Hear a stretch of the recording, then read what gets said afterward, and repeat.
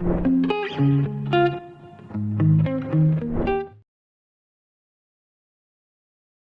Hi, everybody. I think we're live now. We want the session to be more interactive. I basically like for people to have questions, be liberal with whatever questions you have, in terms of research, AI, ML, whatever it is, like career paths, etc., whatever you like to talk about.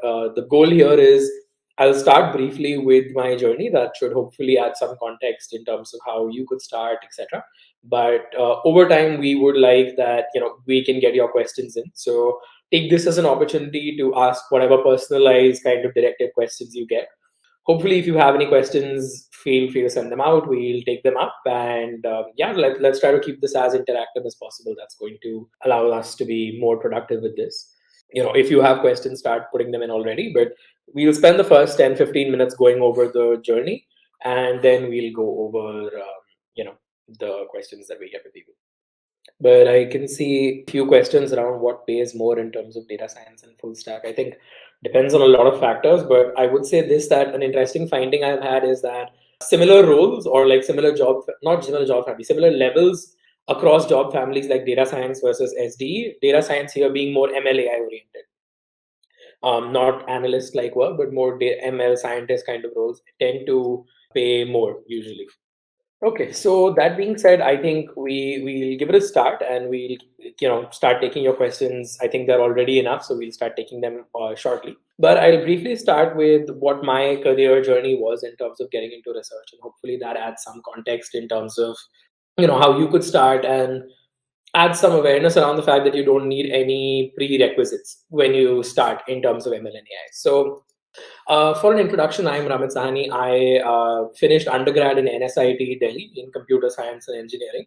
Although the branch technically did not matter for me, but I'd still say that being in CS does help to a certain extent.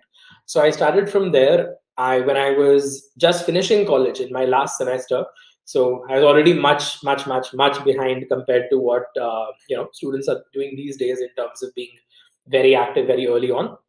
So I started fairly late in terms of college, etc., and it took me a while to realize what I want to do, even within a tech job, etc. So I started working on an undergraduate thesis. We had to do it as part of our degree. So in fact, if you think about it, my ML and AI journey started mostly because I needed marks in my college. That's kind of how it started. And a group of us, two other friends and me, we decided to start working on one of the most common problems that everyone does today. I think it's and this is also like a roadmap that what I'm discussing is kind of like a roadmap for those interested in getting started with MLAI. So with the thesis project, the easiest way of starting with MLAI is to look at what existing projects are other people doing. Another good way, because at times MLAI code can be very not the most inviting, I would say, not the easiest. It has a lot of prerequisites. So an easy way is to look for projects where the code already exists, the resources already exist. And based on all that kind of information, we decided that we'd start with the standard sentiment classification of tweets. Well, I think it's the most standard project that people end up doing. And we decided that we'll start with that. Now, this is where the first roadblock comes, because you're interested in doing machine learning and AI, but you have no background. So how do you start? Do you look for professors, etc.? In NSIT, in my college, there were people doing research, but I would say it wasn't really happening at the international level where you'd present at some of the best conferences, and there was a gap in terms of the resources I had in terms of pursuing research as well as what the college offered. So at that point, it becomes a choice where you can either find some kind of external mentorship, or you can find things like try to do it yourself. A good suggestion for people to start, like what I did, was start with your friends. There's no harm in terms of starting with friends. In fact, that usually ends up working much better if you work with your friends. So we did that. Once we started working, I think there was a lot of issues in terms of getting, I would say, traction in terms of research. You start research, so it's easy to look up existing code. It's easy to look at projects that people have done. But if you want to publish your own paper, you need to have an idea that people have not seen before. It can be simple ideas, or it can be novel insights, but your contributions need to advance some field in some sort of way. So when we think of NLP, everyone has already done Twitter sentiment classification.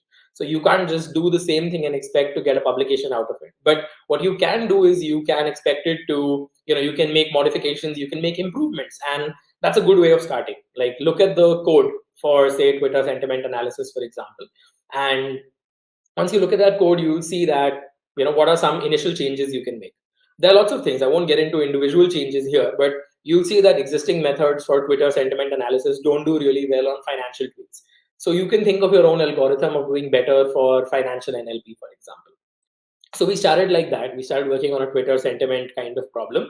A few months later, we did a lot of experiments, all those things. We decided that let's submit a paper. What's the harm?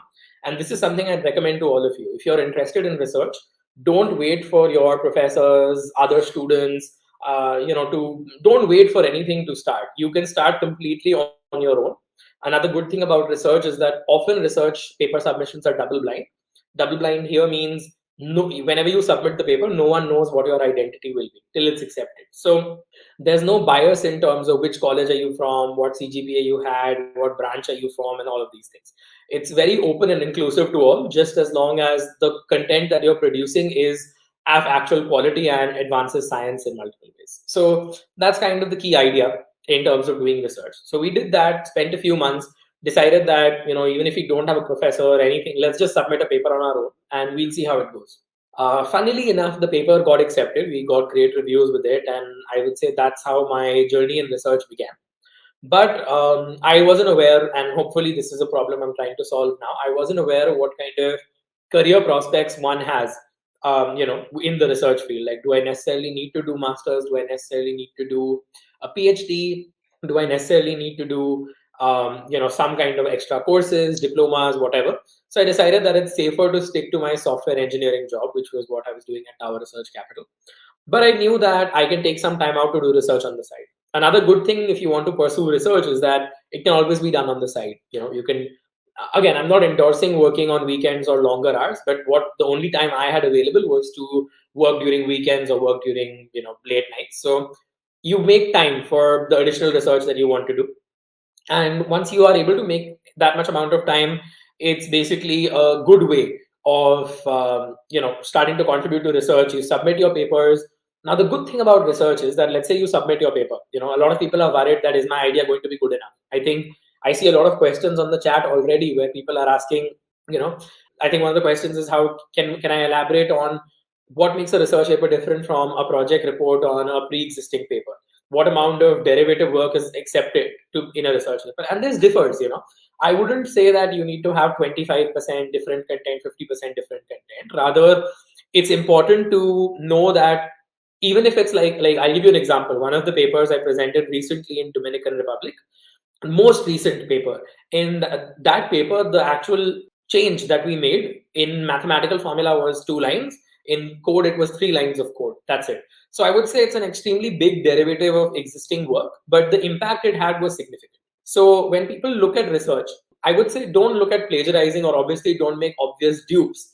But if your idea is a small idea, it doesn't need to be a huge idea. If it's a small idea and it does its job, try submitting your paper. The good thing with conferences and journals is that you can submit your paper. Worst case, what's going to happen? It'll get rejected, right? It's kind of like applying to a job. Worst case, you will get rejected, you will feel bad, but you'll get some feedback, you'll improve on it, use your paper reviews, improve your paper, and then submit your paper the next time. So the core idea with research is you don't need any other person to start. There are resources like Kaggle, Google Colab, etc.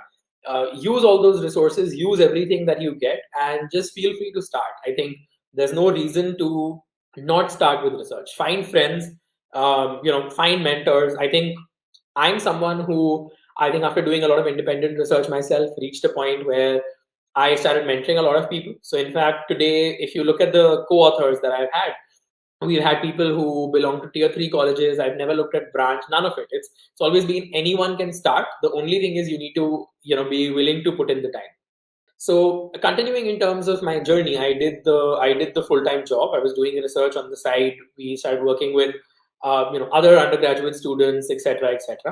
And it has now got me to a point where I feel like I've published some amount of work. I'm not sure how much impact it makes, but I feel like I've understood at least what the process is and how we can at least give it a start.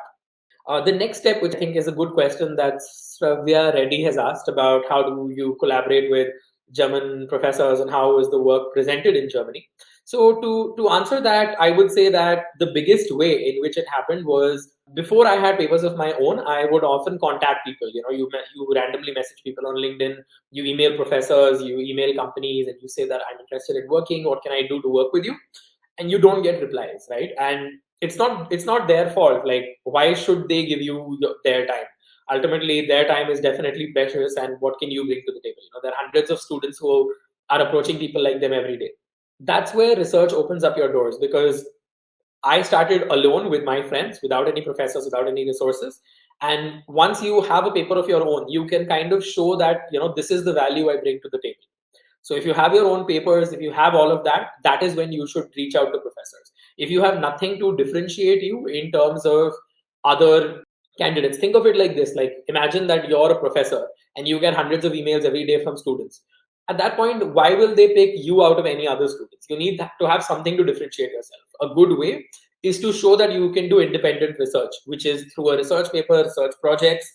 If you're not able to do that, also try something like looking at their existing research papers. I'll give you a tip. If you, for example, if you now want to work with me, the best way of working with me, I would say, is look up any paper of mine. They're all online. Look up any paper of mine, send me an email, and tell me in one or two lines why you think my paper is, how you can improve it. What was something I did wrong in it? Is there something incorrect you see in it? Basically, you need to show that this is not some generic cold email you're sending. You need to show how you'll add value if you start working with me. And that's how it worked with Germany. It was rather random because it started with a message on Twitter. I published some work of mine. This professor in Germany saw the work that I was doing. She cited her paper in mine. Cited here means she referenced my paper in hers. We started talking, and a few months later, maybe 7-8 months later, she asked me if we started working together. We started getting papers together, etc. And at some point she asked me that, do you think you would want to come to Germany for a research visit? And that was, I think, one of the most shocking things that happened to me in 2021. I thought, even with COVID, how is that even possible? But I thought the even weirder thing is that I don't even, she's not my professor from college. It's a random chat that started on Twitter. But it goes to show the power of, your own research. It goes to show others that this is how much you can do, and therefore it's important. Taking a few questions along these lines very, very quickly, based on papers. I'll first take a question from Himanchan Chandra, which says, how do you see Indian conferences when compared with international conferences in the field of AI? So this is relevant, and the reason why I chose to answer this instead of the others first is, when I started thinking that, so when you start, you think that I just want a research paper. This was my first thing. I, in fact, remember telling this friend of mine, funnily, she works in LinkedIn now, but I remember telling her at one point that, look, I don't care what paper it is, whatever it is, I just want a research paper. That's it. Wherever it comes from, let's just submit it anywhere. And we submitted to an Indian conference. And I'm not saying all Indian conferences are bad or anything. And I would even say that this demarcation of Indian versus international conference doesn't mean too much either. But I would say that was a lower quality conference, and you understand lower quality because you can see on Google Scholar, etc., what the top rated conferences are, their core rankings, Google Scholar rankings, etc. So you can see what the top conferences are. And my suggestion is to only submit to those, not because we are chasing the best things, but simply because those are the ones that are credible. You don't want to do a lot of hard work and end up putting a bunch of your hard work and dedication into a conference where your work is not valued. So I'd suggest is that in terms of Indian conferences, there are few Indian conferences that are good. I might not know all of them, but Icon, CODS, COMAD, these are some nice conferences that I know of. My suggestion would be, don't think of them as Indian versus international conferences. Simply see where the people that you are kind of looking up to, where they publish. So I would suggest that. Like, for me, it's always been only top A star conferences, and not because I'm trying to get top papers, but simply because I feel those are the conferences where my work will have actual impact. A follow-up to that is Anupam Patil's question that what H index should we try to target as undergraduates. So I'll say this, that, and I think it's a great question, because there are two parts to it. The first part is what kind of H index conferences should we try. The second part is as undergraduates. I used to think that those two things were separate, but I would tell you this, that it doesn't matter if you're an undergraduate or a PhD or a full-time employee or whatever. I would say that you should only strive to publish in one of the best venues where your work will have actual impact. So stick to conferences where only the best are there. It's difficult to quantify by H index. I feel citations are a good metric, but not the best. So it's difficult to say because every field would have different citations. But I would say this, that if you look at NLP, for example, most of the top conferences have an H index of above 80. So this would be EACL, ACL, EMNLP, NACL, COLIC. Stick with these conferences. Stick with the conferences where the people who you look up to publish the most. Next question from Ritvik Behel is, what is the importance of citation in research papers, and do more citations mean better the paper? Um, I think it's a philosophical question, or a question that's not very easy to answer. But I would say that citations do have some kind of correlation with how good the paper is, because likely it would get more citations if it has more impact. Like if you look at papers like the ones that introduce BERT, GPT-3, attention, CNNs, etc. Of course, they have a lot of citations because they made a lot of impact. However, I would also say this, that just because a paper doesn't have citations doesn't mean it doesn't have impact. I would go as far as saying some of my papers that have the most citations today, I feel are weaker papers than the papers that I have with fewer citations.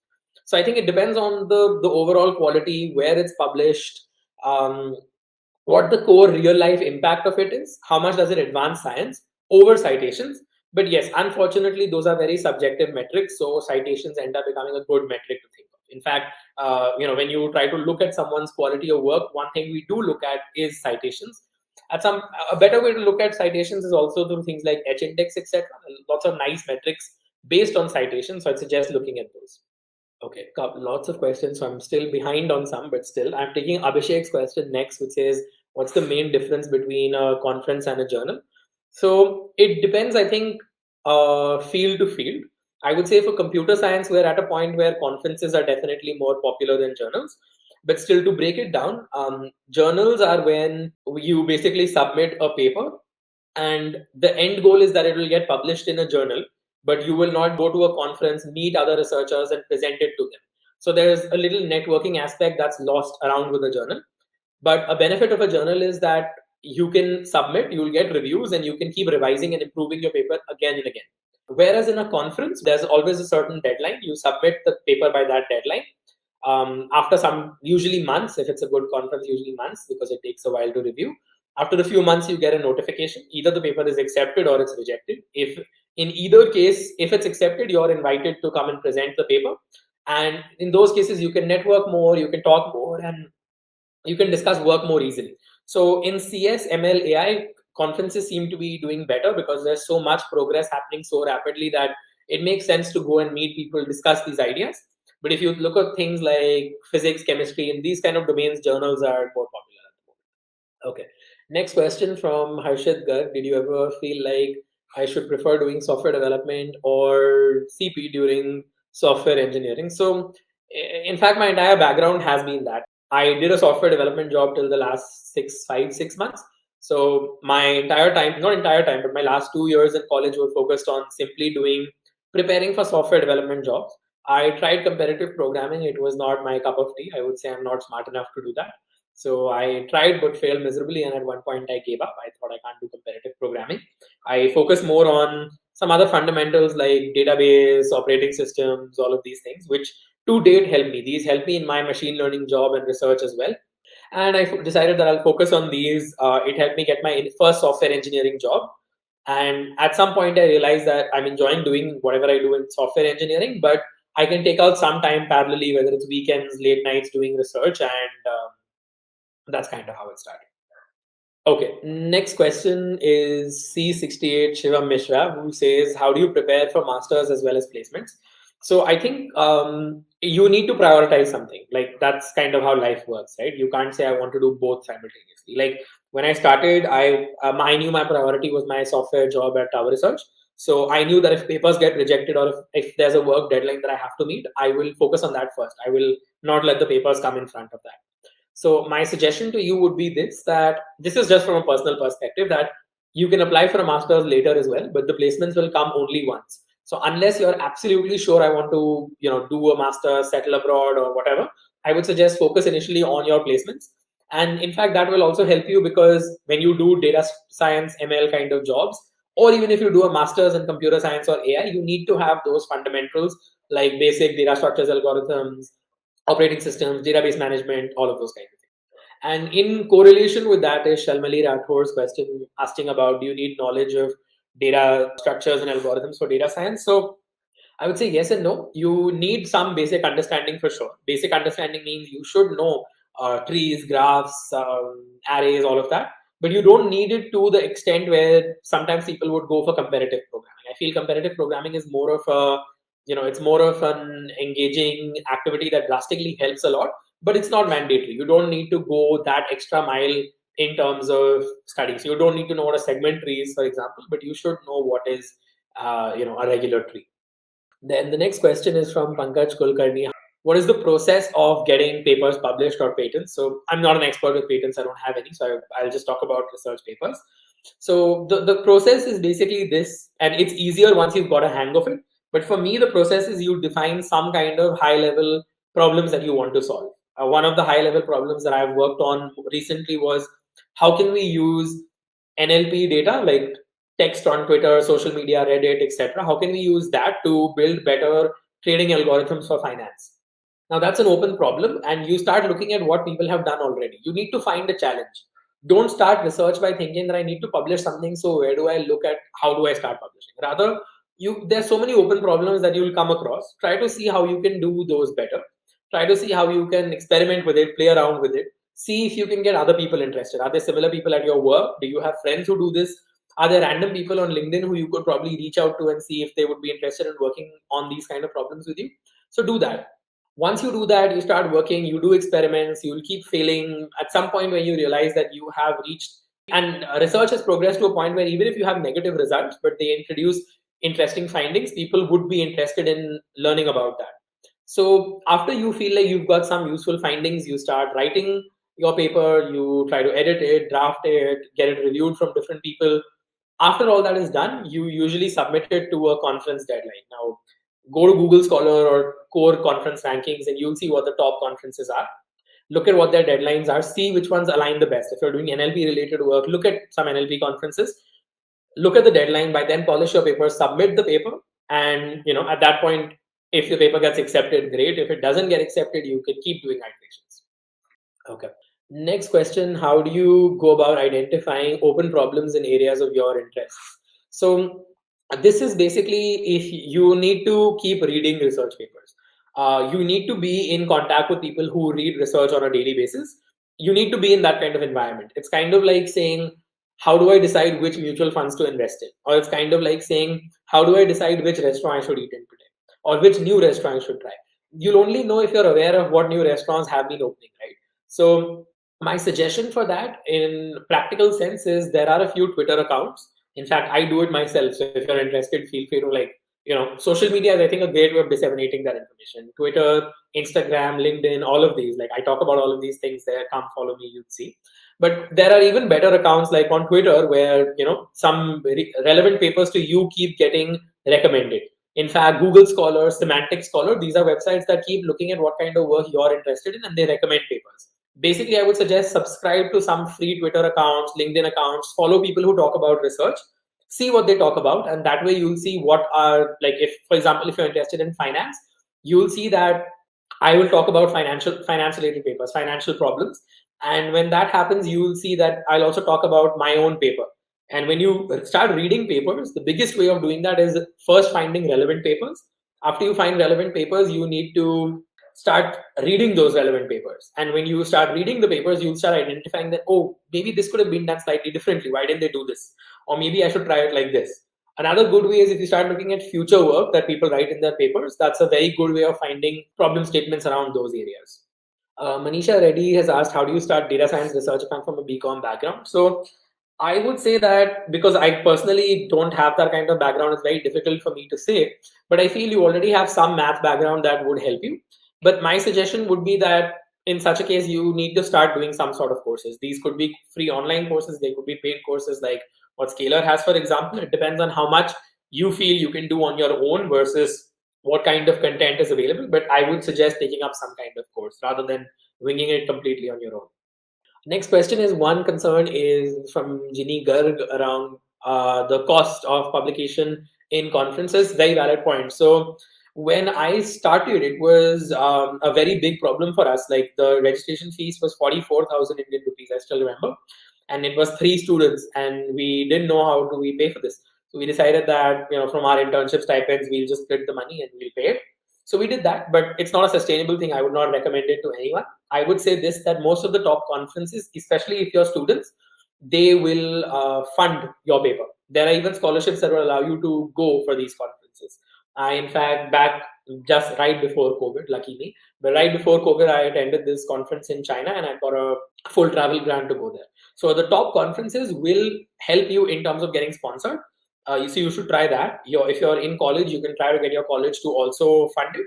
There are also a lot of Indian government programs, that even grants from Microsoft, Google, etc., where if you've published in a really nice conference, they will look into funding it. So lots of funding opportunities. You can even volunteer at conferences to get free registration. Try that. Like the better the conference, the more easily you will get funding for it. Next question from Mad Max. How long did it take me to write my first research paper? Okay, that's a great question. I think we started sometime around November 2017, and the paper was finally published in July 2018. So it took about eight-ish months, I would say. And we got lucky because the paper got accepted in the first go. But I have had cases where where papers have been in the pipeline for more than a year. So time is something that may or may not be at your side with research. There are lots of different angles that come into play. So I would say, don't think of research as a short time investment, that I'm going to put in 2 months and I'll get some research output. You might, but it's not a good mindset to start with. Do we need a considerable amount of experience with ML development to actually get started with our own research? From Jayesh Tripathi. I would say if you have it, it's great, but I would say if you don't, you can still start. Like I started with practically no experience. A good thing there is, though, you should try to find people who have done it before. Like I didn't have any such person, so it was a very, very hard journey for me. But it's easier if you know people who kind of know what they're doing. But even if you don't, you can still manage. Like I would say, you don't have to do end-to-end parts. If you work in groups, you can do small parts. You can look at existing code, make some minor modifications there, and that could be a good place to start. Next question: you've essentially transitioned from dev to AI. How easy was it for you? So I think it's difficult to say that I transitioned from dev to AI. I know that's what my LinkedIn profile, or on paper, that's what it looks like. But I would say that I was always doing AI research. In fact, I was doing AI research before I was an industry dev. So I would say those things have always been going parallel for me. And at one point, I just chose that, this is a job that might be more aligned for me. So for me, it was very natural and very straightforward. There was no extra effort, preparation, or any of those things that I needed to do. But for someone who wants to do it from a dev to AI, I would say it's not an easy journey, especially if you're doing it. If you're already doing a full-time job and you don't know anything yet, starting is difficult. That's the kind of where these courses, etc., come in, or that's where you need to be parts of groups where people who know what they're doing can kind of tell you what should be the next steps. Okay, next question. Being a machine learning engineer, if I come up with something of my own, how do I verify if my approach is worth writing a research paper? I think that's an absolutely great question.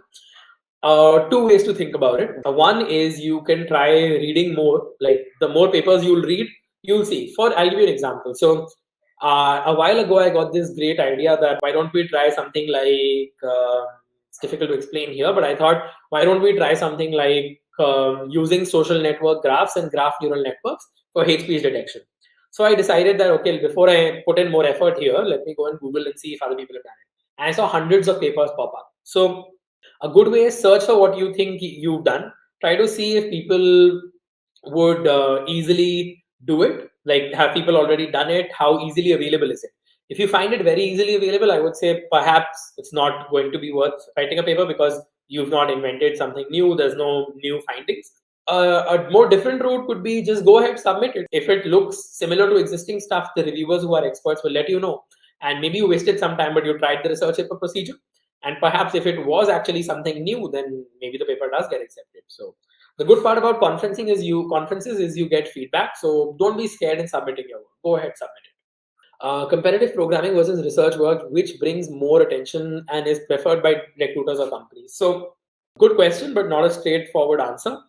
It depends. It depends on what company you're targeting. Like if you're targeting, for example, I'll give you an example of the companies I've worked in. If you work in Tower Research Capital, the research work won't help you too much. Like They were interested in hearing what kind of research I do, but it's not related to the company, right? So what benefit will I bring them? Versus if you think of something like Google research, now their day-to-day work is research, so they'll be more interested. So I'd say having a balance of both is definitely great. I think if you're looking at more SD dev oriented roles, you should think competitive programming or DSA can help you more. But having some extra flavor of research is not bad, and vice versa. If you're doing research scientist roles, if you have a competitive programming background, not bad. But focus on the job. Like, don't try to do everything. That I want to do be the best in competitive programming. I want to do the best research. Can't do it. Like, even I mean, I tried at one point, but you can't. At least I didn't succeed in doing it. Question from Amir is, what is the difference between industry and academic research? I think industry research to an extent focuses on problems that would eventually get shipped into some kind of product at some point of time, like how do you improve Google search, for example. Academic research at times can be very, very theoretical. Like there might be a huge gap between that and it going into the real world. So I'd say those are pretty much the only differences. But academic research obviously means you have much more freedom in terms of what you can do. Whereas in industry research, you have to be aligned with the career goals and all of those things. Okay, follow up from Chaser. Was it a hard decision or did it come naturally to switch? So from dev to AI. So I'd say, yeah, it was somewhat natural. I would say that I've been someone who never really had a clear plan in terms of what I should be doing. So it's difficult to say. I wasn't sure that should I do it, but I now that I've done it, I feel like perhaps it was the right choice. In terms of how would I rate industrial research opportunities in India, I think I rate them fairly well. I think it's competitive to abroad. Now, the number of companies abroad are much higher, so one would think that opportunities are better there. But I think in terms of pay, in terms of work, in terms of opportunities, the ones happening in India are phenomenal. Go for it. In fact, even in terms of pay, I was seeing that lots of questions asking about pay in terms of this. So I don't know a lot of numbers, but from at least from what I know in general, usually MLAI roles, even in India, because it's a demand supply thing, right? Because there are fewer people who specialize. I think there's at times there's more money in that area. But again, that's just my perspective. Next question along the same lines, is there good money in academic research when compared to industry AI ML jobs? So I don't know because I'm not in academic research myself, so it's difficult to say. But from what I understand in India, I think that's a place where we need to grow. I think academic research in India, there definitely can be more funding, more initiatives where we can do better. So I would say in terms of India, perhaps industry AI/ML is ahead when it comes to money. But in a global scheme of things, I think they're kind of equivalent. You need to choose what interests you more. If you do well at it, you will make money anywhere. Okay, next question from Kunal Garg. Which is better, MS in CS specialization or MS PhD in AI ML DL? Again, depends on how generic or how specialized you would want to be. I would say if you're doing a PhD, definitely go for like a very niche topic in AI ML DL. But if you're the kind who's interested in something like a machine learning engineering, or you want to do like distributed systems with ML, you're not super interested in only high theoretical stuff or all of that, but you also want to build some engineering background, I would say go ahead with MSCS with a specialization in MLDL. So that's more ML engineer, software engineering, and machine learning, etc. But not so much with if you want to do more hardcore MLAI research. If you're so think of it like this: if your end goal is software engineer or ML engineer, research engineer in Google, do MS and CS. If your end goal is research scientist, do the PhD. Second question, more on algorithm oriented courses in AI machine learning and AI which are affordable in nature. So I don't know what exactly algorithm oriented courses in AI ML mean. I think you mean like a subfield like optimization, etc. I feel that there's not a lot of great courses, at least that I know of. I would suggest go look at the books. That's what my suggestion would be. Next question is there any scope of research with fields like quantitative finance and fintech? Within India, not so much. Outside India, tons and tons and tons of it. So I was actually contemplating at some point if my research would make a lot of sense in terms of how things are abroad. And now what I do at Georgia Tech, I work in the fintech and ML lab in Georgia Tech now. So I'd say abroad there is a huge amount of scope and it's a big booming field because fintech is booming, AI ML is booming, research is booming. So the combination is something that can definitely add a lot of value to your profile. Thinking of data science masters next year, do you suggest US or German universities? I would say it again depends on, there's so many different characteristics that it's difficult to answer. What I can do is I can give you a comparison and you can choose. But yeah, my suggestion would be if Germany is definitely much more cost friendly, because I think you pay a much, or maybe you don't even pay a tuition fee. In terms of livability, etc., it's your personal preference if you prefer US or you prefer Germany. But I think Germany is also investing a lot of money, so cost is definitely a big factor. You also need to see what kind of industry jobs are you looking at. Another angle is if you're thinking of coming back to India or not. Even if you're thinking of living in Germany versus US, like US, I think visa immigration is more complicated than Germany, for example. So personal preferences, I think quality of work is great in both places. Please advise on how to get research positions at US European universities. I think I've gone over this a couple of times, but you definitely need to focus on what I mentioned earlier, that you need to have some research on done on your own. You can't just go to and tell people that, look, I want to work with you because I'm XYZ. You need to have something that shows that your interests, your work. You need to have research papers, projects. You need to show how you will add value to other people. That's it. Next question, or rather remark from Sukriti Mehta, is my only knowledge of academy research is Big Bang Theory. Do PhD folks get less money when compared to industry? I guess. Again, I'm not a PhD student, so I don't know. But my understanding is because ultimately, as a PhD, you're a student, right? It's not a full time job. Like you will not end up doing it for all your life, hopefully. So, but if you're talking about do PhD folks after graduating from PhD, and if they go to the industry, do they earn lesser money? Definitely not. They definitely earn more money, simply because you're doing a much more niche field.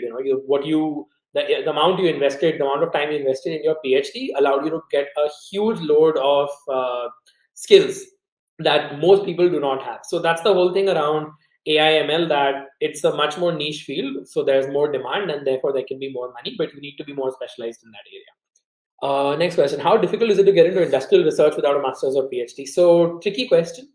I would want to say that it's easy. It's not as difficult, but I would say that you need to have done a lot of hard work beforehand to do that. Like just tying to my previous question, it's a specialized field which not a lot of colleges teach. So you need to take up the extra initiative to be able to do that. And that's why a master's or a PhD come into play, right? Because those are the extra initiatives that can help you in terms of doing better, in terms of expanding, in terms of getting into some of these industry level MLAI roles. Okay, next. A few companies in India which I could look for MLAI related intern jobs in India. I think there are lots. So not to endorse or anything. So the companies I'm saying just come out of my own mind. They don't have any correlation or anything like that. But first example I can give is ShareChat, because I work there, so I know, and we are hiring interns. So if you're interested, feel free to apply. But then there's obviously Amazon, there's Google, there is Microsoft has applied in data scientist kind of roles, Adobe Research. Adobe Noida has a great lab called MDSR Lab where I've seen like absolutely phenomenal work. You should look into that. Swiggy, there are a lot of startups that are also doing MLAI kind of work. So the work is definitely there. Just make sure you are interested in the specialized kind of area, and you can make some contributions, and or you can show that this field is something that you can contribute to, and that'll hopefully help. And there are a couple of questions that I think are beyond my scope, so I'll just mention them. But I don't think I can correctly answer these, so I would rather just say I can't answer them because I'm not qualified enough, rather than answer these. But questions around edge AI, quantum ML, microbiology, definitely out of my realm. So I'm sorry, but I'd rather not give you bad advice. Question from Piyush is, could you please explain the process? Also, one quick thing. We are on for the next 10 more minutes, so I'll try to take as many as I can, but this is your chance. Put in your questions towards the end. Later, if you have more questions, reach out to me on social media, Twitter, Instagram, LinkedIn, whatever. It's an easy name. It's an uncommon name. You will find me fairly easily. So, question from Piyush, could you please explain the process for reputed workshops and conferences, and if possible, the beginner steps? So, I'm not going to talk about the part of till where you get the paper. I think I've spoken about it a lot. So, we are going with the assumption that you have a paper ready. We've also discussed how you choose good conferences and workshops. Basically, you see whose work impresses you, what kind of work you're interested in doing, and you see where they publish and you try to follow that. And you see if the conference workshop relates to what you do. Then you submit the paper. In some cases, there's a rebuttal. A rebuttal means when you submit a paper, your reviews are released, the reviewers ask you some questions, you can answer that. Some cases there's no rebuttal. Based on the reviews, the conference either accepts or declines, or conference workshop either accepts or rejects the paper. If the paper is accepted, you take in the reviewer feedback, make what they call a camera ready paper, submit to that finally, and then you go ahead, present your paper, and at some point the paper will get published. If your paper gets rejected, you pretty much, it's up to you on how many. There's no guarantee, right? It doesn't say that if the paper is rejected, we'll accept it the next time. You have to improve it, keep improving till it gets accepted at some point, or at some point you realize that we the initial premise of our work was wrong. So it's not like every paper that has got rejected should get published. There might be reasons that it doesn't need to be published, where you could just leave it as a technical report. I would also suggest against, if your paper is getting rejected at some of the top conferences, often people think that, okay, let me submit it to a lower conference, a more mediocre thing, just because something is better than nothing. Personally, I would advise against that. I don't think there's value in research that has no contributions. I think even towards your profile, it doesn't help. So start with meaningful work and hopefully you'll end up getting it published. Question from Saurav Yadav on how can you start, and probably the next question from Ahmad also, both along these lines. I think, like I said, I don't think research has any barriers. You can start at any point of time. The only goal is start reading papers, start looking at existing work that people do, and yeah, that's pretty much it. Like, you need to be in a place where you can start. I don't think anything is holding you back, college, branch, course, whatever. Next, Jayesh Tripathi, did you take a formal maths course in order to understand research papers better as a beginner? No, I did not. I feel in my college there was a lot that was covered in terms of math, etc. A lot. Like, I've done standard whatever people do in engineering, but most of the times that is sufficient. I think as computer engineering, I'd also did lots of random processes, probability theory, all of that. So I feel that was enough for me to start understanding, and the rest you can just learn online. I don't think you need to take a formal course explicitly, but if your college did not, or like whatever education you had before did not cover those aspects, then perhaps you should think of a formal course. Similar question from Rupal Sinha around, do you have any research paper that did not require any math applications? Unfortunately, no. I would say all of my work has been math oriented. However, there are other domains that are closely related to AI/ML, like HCI is a good domain where I've seen a lot of people where you don't have math expertise, but you can still do great impact. Next question from Ahmed again. I'm a working professional. I'm more interested in healthcare, also ML. Any specific company in the healthcare domain? I think there are lots. I don't know any personally well enough to endorse or not endorse. So I won't name anything. But I do a lot of work in healthcare and ML, and I have no background there. So I would suggest, look at whatever medical problems you're interested in, start reading papers and just give it a go. There's no harm in trying. Next question, Sahib Preet saying, how should I choose a topic for research in the field of NLP? It's a very vague question. I mean, I'd say that, I can recommend 100 statements to you here, but you need to understand what interests you, right? Like, there has to be some problem that interests you. It's kind of like saying, how do I choose? It's kind of like asking me, how do I choose which dish should I order at McDonald's? Like, there must be something you like, so do that. Next question is, could you point out some quality resources, microeconomics, data science research related papers? But I would say no. I think Google Scholar is a great place to look at it. Another place is Semantic Scholar. I would say look at Semantic Scholar, type microeconomics, MLAI, data science research, you'll find them. On Google Scholar also you'll find enough, you'll find enough good journals or top rated conferences based on H index, and you can see what kind of papers there are there.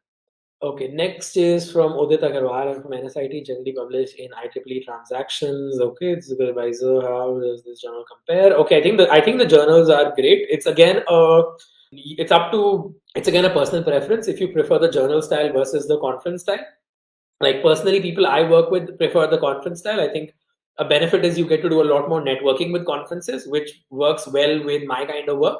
But I also see the benefit of journals. So I think it's a trade-off. There's no clear-cut comparison in terms of what is better. It depends on what your goals are, kind of. So in my case, I would much rather try AAAI or ICML than the journals. But that being said, the journals are also great. Next question from Sahib Preet. I applied for data science role, share chat. I was ruled out in the first round. DSA is a general criteria. So first, I don't build the criteria for these, so I can't vouch for any of this. But I do agree with the process that we do need some kind of basic coding and problem solving expertise, right? Like, it's not feasible for ML or data scientist type of roles to tell you to code an entire neural network in an hour. So the closest thing to know that, like, how do we know that you can code well? How do we know that your problem solving skills are there? So that's kind of where data structures and algorithms comes into play. But a focus of mine and most of the people that I work with in ShareChat has been that we don't want our DSA rounds to be overly complicated. We don't want them to be competitive programming like where you need to know a lot of expertise, but you need to know how to code and some basic problem solving, right? Next question, Shilpi is saying, how can I research at Midas Labs, whom to reach out in interview process? I think interview process changes a lot, so I can't vouch for that. But usually there are some interviews, discussions. At times there's a coding task. Look at who you're. I mean, if you're interested in doing research at Midas Labs, you also must be interested in some topic. Whatever the topic is, see who does that work. Send them an email. Otherwise, you can always reach out to Professor Rajiv Ratn, and if he finds you suitable, he'll definitely start an interview process. I think Midas is one of the most inclusive labs that I've seen in terms of work. So, I would say go for it, no harm. Same question from Savvy again. Can we, people from non-core background, pursue as a research? I've gone over that enough times, so won't get into this again and again. What is the research paper I'm most proud of? I think there are lots and there are many for different reasons. But I would say this, and I probably like a cheesy answer, but I would say I'm the most proud of the first paper I put in because I think that was the most difficult. Like I'm quite sure my first paper barely makes any contributions compared to anything else, but that was the biggest and most difficult thing for me to start. So that's how I think of it. Experience at Triple IT Delhi was absolutely phenomenal. I have not been to Triple IT Delhi enough. I think I've gone there like 2-3 times in my life. But the people, the group, the research atmosphere and culture is absolutely great.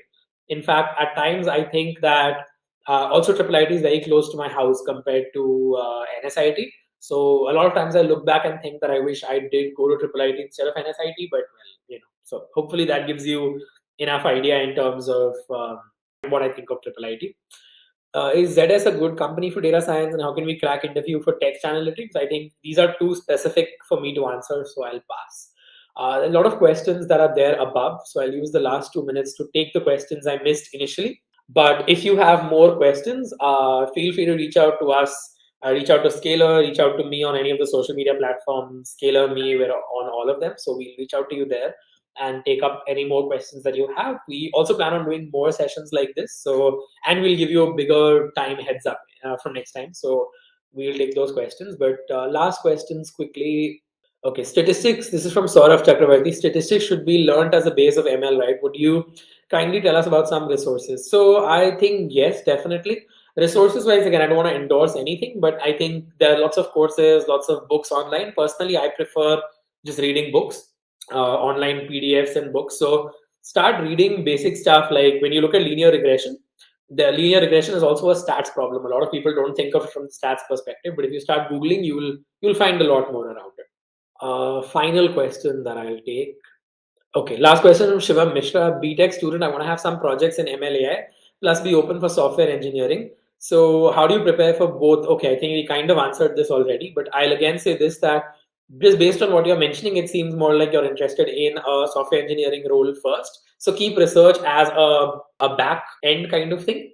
Try to do software engineering like projects in the MLAI space, but not research oriented, and hopefully that would be good. So that being said, I think there's still a lot of questions that I wasn't able to take, but I'm really glad for all the participation. Next time we'll have more heads up, and thank you for your time. Thank you for joining, and yeah, reach out to us on all social media platforms. We'll be happy to chat. Okay, thanks for your time, everyone. Nice, have a nice day. Bye bye. Hi everyone, I'm Ramit from Scalar, and today we have a special guest with us who's Puneet. Puneet is a PhD candidate at the University of Maryland, College Park, as well as he is a research intern at Adobe Research in US. Puneet's been a friend of mine from, I can't remember how many years now, we're getting really old, so I don't remember, but it's been a fairly long time, and he was in college with me. So it's been nice to personally see his journey from NSIT in India all the way to Maryland and now working with Adobe and publishing all these great research papers and all of this. So I wanted to take some time to invite Puneet, given that we've been getting a lot of interest in terms of research and some of the research related initiatives that we've been taking at Scala. So with that, we have Puneet today, who will shed some light on his research exposure, research experiences. We've also got a lot of great questions coming in from the community that we'll also take up towards the end of this talk. And as always, feel free to reach out to me or Puneet on any of the social media channels, and we'll be happy to take up any further questions if you have. So that being said, welcome Puneet. Thanks for taking the time out. And as we start, I think it'd be good to get a brief introduction of what your journey's been like, an introduction of how you started and where you are today, just so our guests get some context. Thanks, Ramit. So, my journey started from NSIT. I did my bachelor's in computer engineering, graduated in 2018. Then I worked for a year at a proprietary HFT firm, and I was a quant trader there. And after working there for a year, I realized that my passion for AI and ML was more than my day to day work. So I shifted gears. I applied to a number of colleges in the US and finally accepted my master's in computer science at University of Maryland College Park. I completed my master's in 2021 and converted to a full-time PhD student in this fall. So now I'm doing PhD research in AI with specific interests in natural language processing and multimodal computing. And I've been a collaborator with Adobe Research. I also interned with them this summer. And I've also worked with Data Miner, Bloomberg, like as a research collaborator. And very recently also did some research with folks at ShareChat. That's So, awesome. I yep. think life goes full circle, right? So we're collaborating, not collaborating together, but at least collaborating within the same company of sorts. So I think Right. it's no, I think it's a great introduction to help people understand. And to kind of summarize, there are a few key decisions that Puneet took, which I think are decisions that all of us, or at least most of us, come to at some point in our life. So I think let's dive into each of those questions. And to start with, I would say you decided after undergrad, and I saw it personally. I personally saw how you did everything. So you started with an industry role in a high frequency trading firm, and at some point you decided to go a completely different route, right? Like research, I would say, is Right. MLAI research is fairly different from what was being done in the HFT firm. So at what point did you Mhm. decide that you want to make this change? So I had this strong interest in AI and machine learning since the third year of my undergrad studies. And by the time I was in fourth year, I knew that at some point I would be going for higher education, especially in the US, because I felt that the opportunities for this specific field are way higher there. So I started working with the professor at IIIT Delhi, Professor Rajiv Ratn. I came under his fold and started working with him sometime in my fourth year. And within a year, I was doing collaborative research with him and a number of other research folks at IIIT Delhi. By the time, like by the end of 2018, I knew I had the profile. I knew that I can make it to a good master's program. So I applied to these universities, and I got admits from University of Pennsylvania and UMD, and I chose UMD because of a number of reasons. But yeah, this is how I decided why I wanted to do masters. So broadly, it was mostly getting better opportunities in terms of jobs, etc. Knowing that AI/ML's industry seems to be, doing better. I wouldn't. Some would call it hype. I think it depends on how you think about it. But I think the number of opportunities definitely exceed, what we're at least getting without doing, say, a master's, for example. So I think that makes sense. But to add up to it, I think what you did was you worked for a year and then decided to go for masters. How do you think that decision helped you versus, say, had you gone for masters directly after graduating? So a question that people often have is, should we do masters immediately after undergraduate? Because that way you Mhm. save more time. You can, save more time and start your career after masters earlier, versus you getting some work experience which could possibly strengthen your profile or even show you what an industry role is like before you go to masters. So what are your thoughts there? What decisions did you take? Right. So I also had this dilemma: should I directly apply or should I wait for a few years and then apply? So I guess there are three, four points that come to my mind. One, you get some industry experience, and that actually helps your research as well. So Hmm. you know exactly what things are already there in the industry and what things are lacking. Second, you also build some financial understanding of what are the opportunities that you can get directly Right. in India and versus when you talk to other people in the US who are already Yeah. doing masters or have completed masters, you understand the difference and whether you would like a life there or not. Yeah. And third, obviously, you buy some time for research.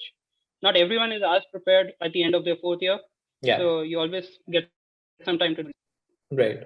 So, diving a little deeper into this aspect of, say, building a research profile in a way. Like in your case, I Mhm. personally seen you started sometime around your sixth or seventh semester, sometime around that duration. And that obviously gave you a head start in a way. Today, I think there are people of both sorts. There are people who start research much after they, do a job. Kind of like I think I get approached by people often who say that is it too late for us to start research? And I think the common answer I tell them is Mhm. that there's no such time limit. But then there are also people who are starting as early as their first or second year, especially with college courses improving or, you know, virtual courses coming up where you can easily take up AI, ML more easily. I think there are more resources now. So, what would you say are kind of the essential ingredients that allowed you to take up research? Like, what was like? We understand you started with Professor Rajiv Ratn at Triple IT, but what were the prerequisites that you needed? What was the homework that you had to do to get into research early on? Well, I think there are a few key ingredients that are required before you deep dive into research. One, you need to have strong CS fundamentals. You cannot do any meaningful research without having a good understanding of DSA, operating system, networks, and so on. Second, you need to take a few courses in AI and machine learning, NLP, computer vision, any specialization that you feel you want to explore, because that is where you come across the research questions, the gaps in the literature, and that is how you get started. So these two things are important. I guess end of fourth year or like even third year is the best time to start. You have enough time. You are already done with your internship and job interviewing. You are done with all of those things. You have enough time to spare. Most people like to party or probably spend some time with the family. But if you can spare some time there, that's the sweet spot. That's when you can actually start taking research seriously. So when we say start taking research seriously, you correctly mentioned, I think we need strong basics, all of those things.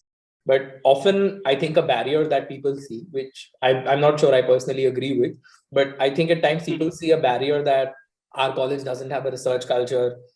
We don't know enough people who do research. And coming from NSIT, where I would say there was not too much of a research culture either. I think both of us know that personally, but for Yeah. those who don't, Puneet and me both did research in our final year, published papers, but the college environment that we had was not suited for research. Rather, I would say there's very little awareness about it.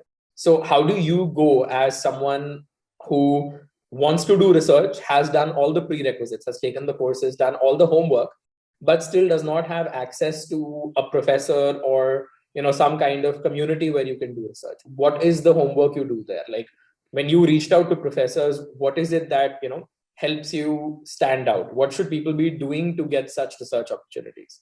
So that's true. Not every college has the research opportunities as we find at IITs or triple ITs or Yeah. other good institutions. So one thing, you obviously need to reach out to these professors. You need to mail them. You need to connect on LinkedIn or through some Yeah. conferences. And the most important thing is eagerness.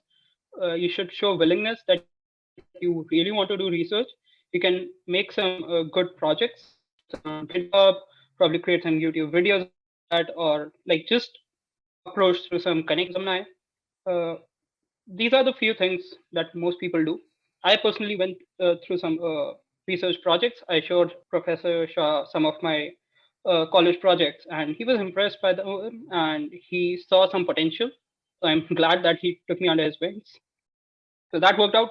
And I've seen many people do good research even without a good environment. You just need to figure out the right professor, Yeah. the right mentor, I would say. Even Yeah. a good PhD student can be a Yeah. great mentor for you. Yeah. No, I agree. In fact, I think something that's good to tell the audience here is, so before me and Puneet started working with Professor Shah, and we first worked with him on separate projects, then we worked together and all of the permutations and combinations. But an interesting fact is that I think one of the earliest papers that we have, I don't know if it's the earliest or one of the earliest, was actually a paper of me, Puneet, and a third author we had, which did not actually have any professor. And I think we made a bunch of mistakes there in terms of where we published the paper and those kind of things.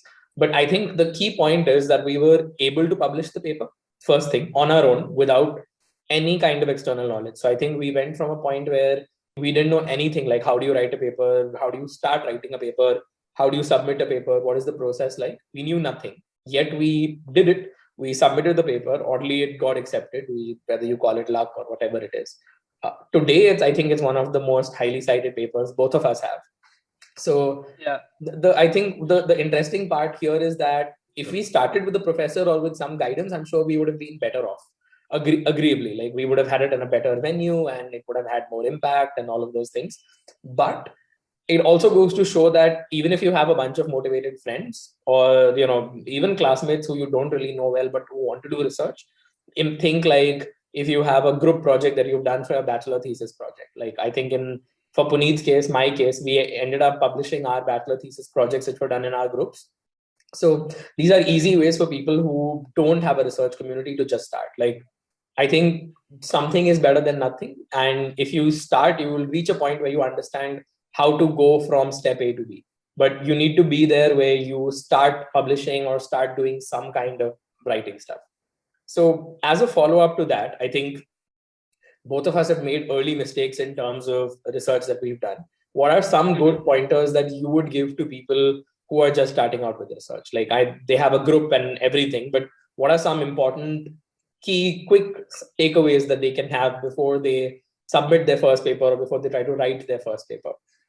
So I guess it's an iterative process. There's a lot of hit and trial involved, and you can never get it right. Yeah. So understanding this fact itself is a major boost for many people, because most people just keep wondering what they should do and end up doing nothing. Yeah. So, one, understand that you're going to make mistakes, you're going to face rejection. Rejections is a part of life. Yeah. It's a part of life for every researcher, and I would say everyone in the industry, Yeah. in the research community, Yeah. does a bunch of mistakes they're really embarrassed about. They never talk about it, but I Yeah. think everyone should talk about that.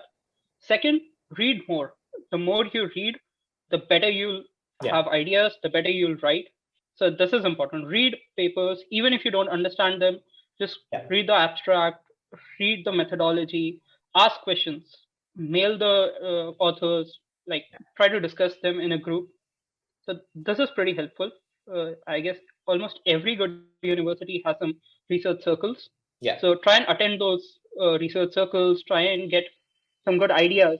Come up with ideas. People will shut down your idea, and you'll feel rejected at that point. That's okay. Just keep trying, and eventually you'll come up with a good idea. Start implementing it. You'll make mistakes, and you'll probably falter along the way, but eventually you'll reach a point where you think that you have done something major, the contribution is good enough. At that point you can approach a mentor, a professor, who can evaluate your work, look at the key contributions, and then propose a good venue. Aim high, like be as ambitious as possible. And when you're ambitious, you obviously tend to fail again. You'll get rejected by good conferences. Yeah. That's okay. Your first few papers can be in not so good conferences, but keep improving. It's an iterative process. The Yeah. next project should be better than the first. Yeah. So I guess Agreed. these are the important points. Agreed. So a little more in terms of motivation. So I think what you Hmm. were doing in terms, and this goes for a lot of people, like what you were doing in terms of a job. I know personally that you were doing well because it was one of the highest paying companies that came to our campus. So from that perspective, what makes you go from doing a job in the industry that is going well for you already to go for Hmm. masters? Like what are the key motivations that people would want to consider doing such things? Like we see so many people, but to those who are still wondering Right. whether they should stick to their job they have, is the investment in a master's required, is it worth it, all of those questions. So kind of trying to understand what your journey was there. Why did you essentially choose to do Okay. masters, especially because you were already in a good place? So I guess everyone has their own reasons. Mhm. My personal reason was because I wanted to deep dive into AI machine learning space. I wanted to explore both industrial as well as academic NLP and computer vision. And I eventually wanted to get into an industrial role, such as machine learning scientist or a research scientist. Yeah. And a master's or a PhD is kind of a necessary for such roles, at least in the United States. Yeah. In India, I still feel that if you have done a good bachelor's, like you have done some really strong work during your bachelor's, Yeah. uh, the bar is still there. But Yeah.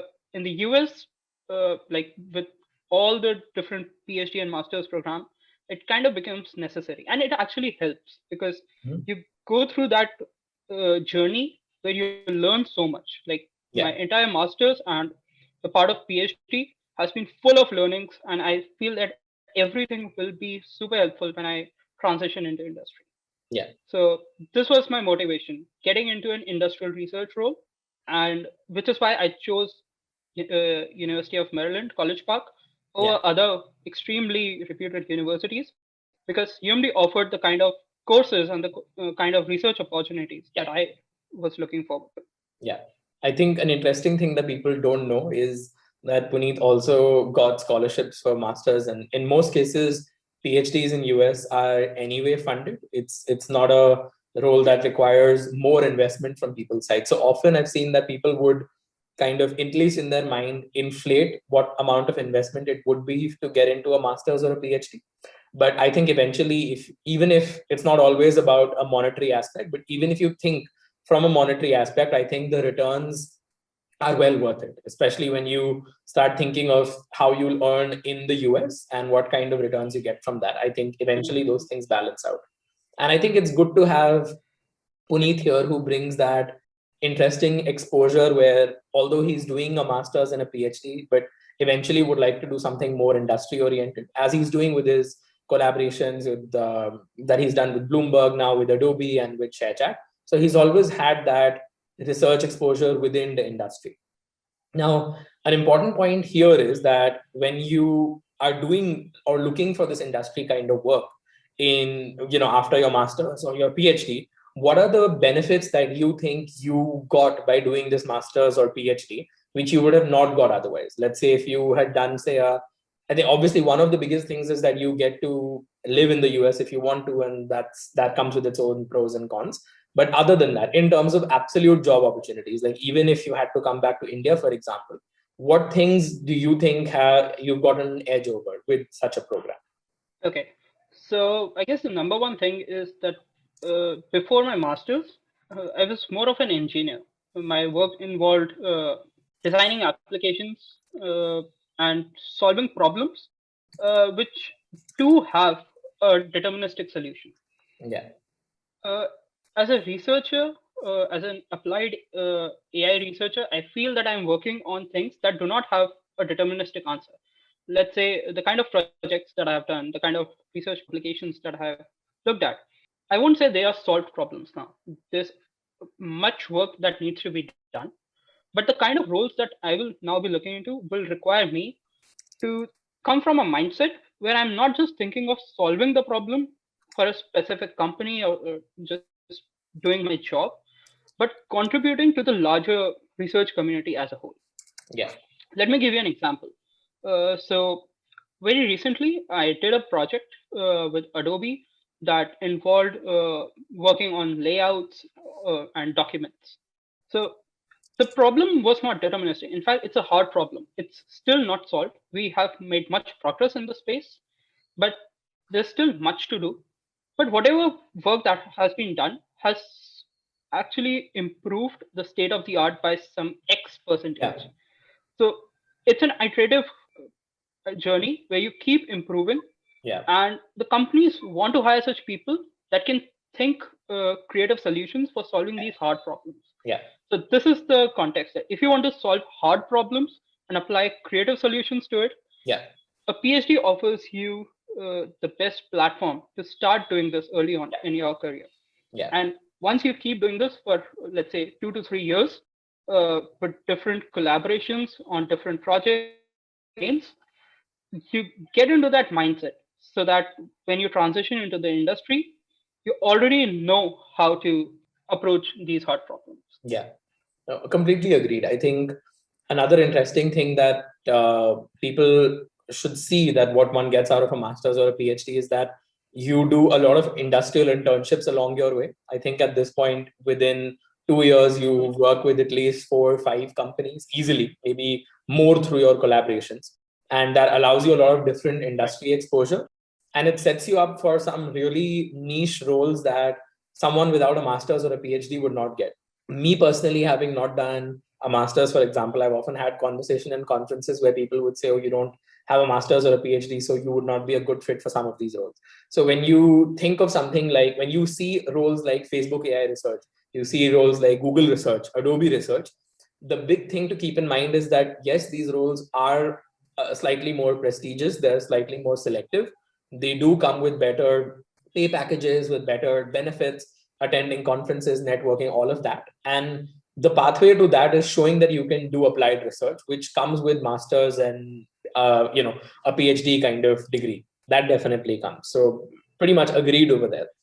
Taking one step into understanding how one gets into such masters or PhD program, Mhm. but even before that, I think an important thing to understand for people is, so we spoke a lot about papers, right? And people who are Right. more research oriented might know what these papers are. But to those who don't have that much of an idea, those who are starting research, who want to get into these type of roles, I think it's important to also shed some light into what your profile had when you were in NSIT before your papers, Mhm. and what the papers added to your profile. Like personally, I think from a third person's point of view, I feel if you, and maybe I could be wrong here, I was not on the application committee, obviously, but I feel that what separates you or me or anyone else from anyone else in NSIT, um, say if you leave out the grades or some of the internships, etc., was the paper. So I'm just trying to understand that what kind of role do you think having such research publications over, say, research projects, etc., has helped in terms of your Mhm. entire journey, like getting a master's, PhD, getting better internships, better jobs? What roles do papers have in these? Okay, so let me talk about the admission process because Yeah, this is something that many people are interested in. yeah, So we need to understand how US universities work. Let's talk about the master's level. yeah, There are three types of universities, and this is just my opinion. I might yeah, be wrong, yeah, but I've seen three types of master's program. One are completely research focused. yeah, Second, they are more course focused. They just want you to do good courses, get yeah, good grades, and transition into the industry. yeah, Third are a hybrid mix. They want both, best of both worlds. So yeah, I'll talk about the first category because UMD's master's program is extensively research focused. yeah, So most of the courses have a research component. You have to work on an open-ended problem, yeah, write some white papers, yeah, technical reports, submit it as part of evaluation, yeah, and all of those things. yeah, So such university programs are selectively few. They yeah, are pretty selective in the nature because they are looking for people who can do research and they have plans to continue doing research even after graduating. yeah, So they're looking for people who either want to get into a PhD after the masters or want to do more applied research, let's say a research engineer role. Or when you talk about AI machine learning, this can be more of an ML engineer role. yeah, So they're looking for such kind of people. And because they are so selective and they know the kind of journey that these students will have, they also try to fund as many students as possible. So UMD was generous enough to give me a full ride through RA and TA during yeah, my master's program and obviously through the PhD. So this actually makes your path easy. You just need to focus on the research side of things. You just need to yeah, focus on the next set of things that you want to do. You either get into a research role in industry or a PhD, apply for PhD programs. You yeah, don't have that loan burden on you. How to get into such programs? So obviously, when they are talking about research, they want to see what you have done before. yeah, So, have you worked with professors? Have you published good A star papers? A star yeah, means the top tier papers. hmm, Have you done some industrial research yeah, internships yeah, that makes you qualified for this yeah, program? So, all of these things do matter. When I talk about my resume and my profile in general. So coming from NSIT, I had moderate grades, and I would say I had 1 year of industry experience. Yeah. But what set me apart was the research experience that I had at IIIT Delhi, Yeah. and also the papers. I had one faculty paper and a couple of workshop papers in ACL, EMNLP, and other Yeah. top tier conferences. So that set me apart Yeah. from the applicant pool. Yeah. And once you have these papers, it's very easy to get LORs from the people who you have worked with. Yeah. And you can also write the entire story of how you transitioned into research, how you published those papers, what things you worked on in your SOP. So this SOP acts as a proof Yeah. of everything that you have done. The Yeah. LORs back that proof through someone who has mentored you very closely. So Yeah. you don't actually need to go and have someone write a LOR for you, Yeah. or a lot of students do this. They also write their own letters, like just trying to praise themselves. But I guess these are very shallow Yeah. letters. They don't count that much in the process.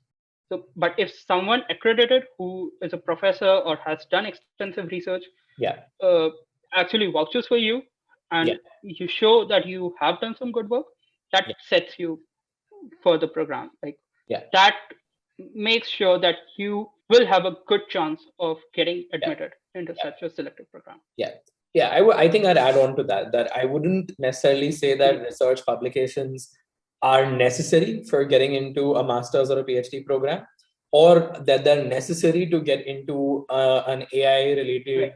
industry role. Nor would I say that necessarily having them would definitely increase your chances. But I would say that there's a very strong correlation between the two things. It's basically Yep. a demonstration or a proof that the project or the work that you've done is something that helps the community, fast forwards AI research, shows that you develop big and useful practical skills. So it stays forever. I think one of the reasons why I did research, even though I wasn't sure if I wanted to do a master's or a PhD, etc., was that I think it's contributions that help you learn and grow.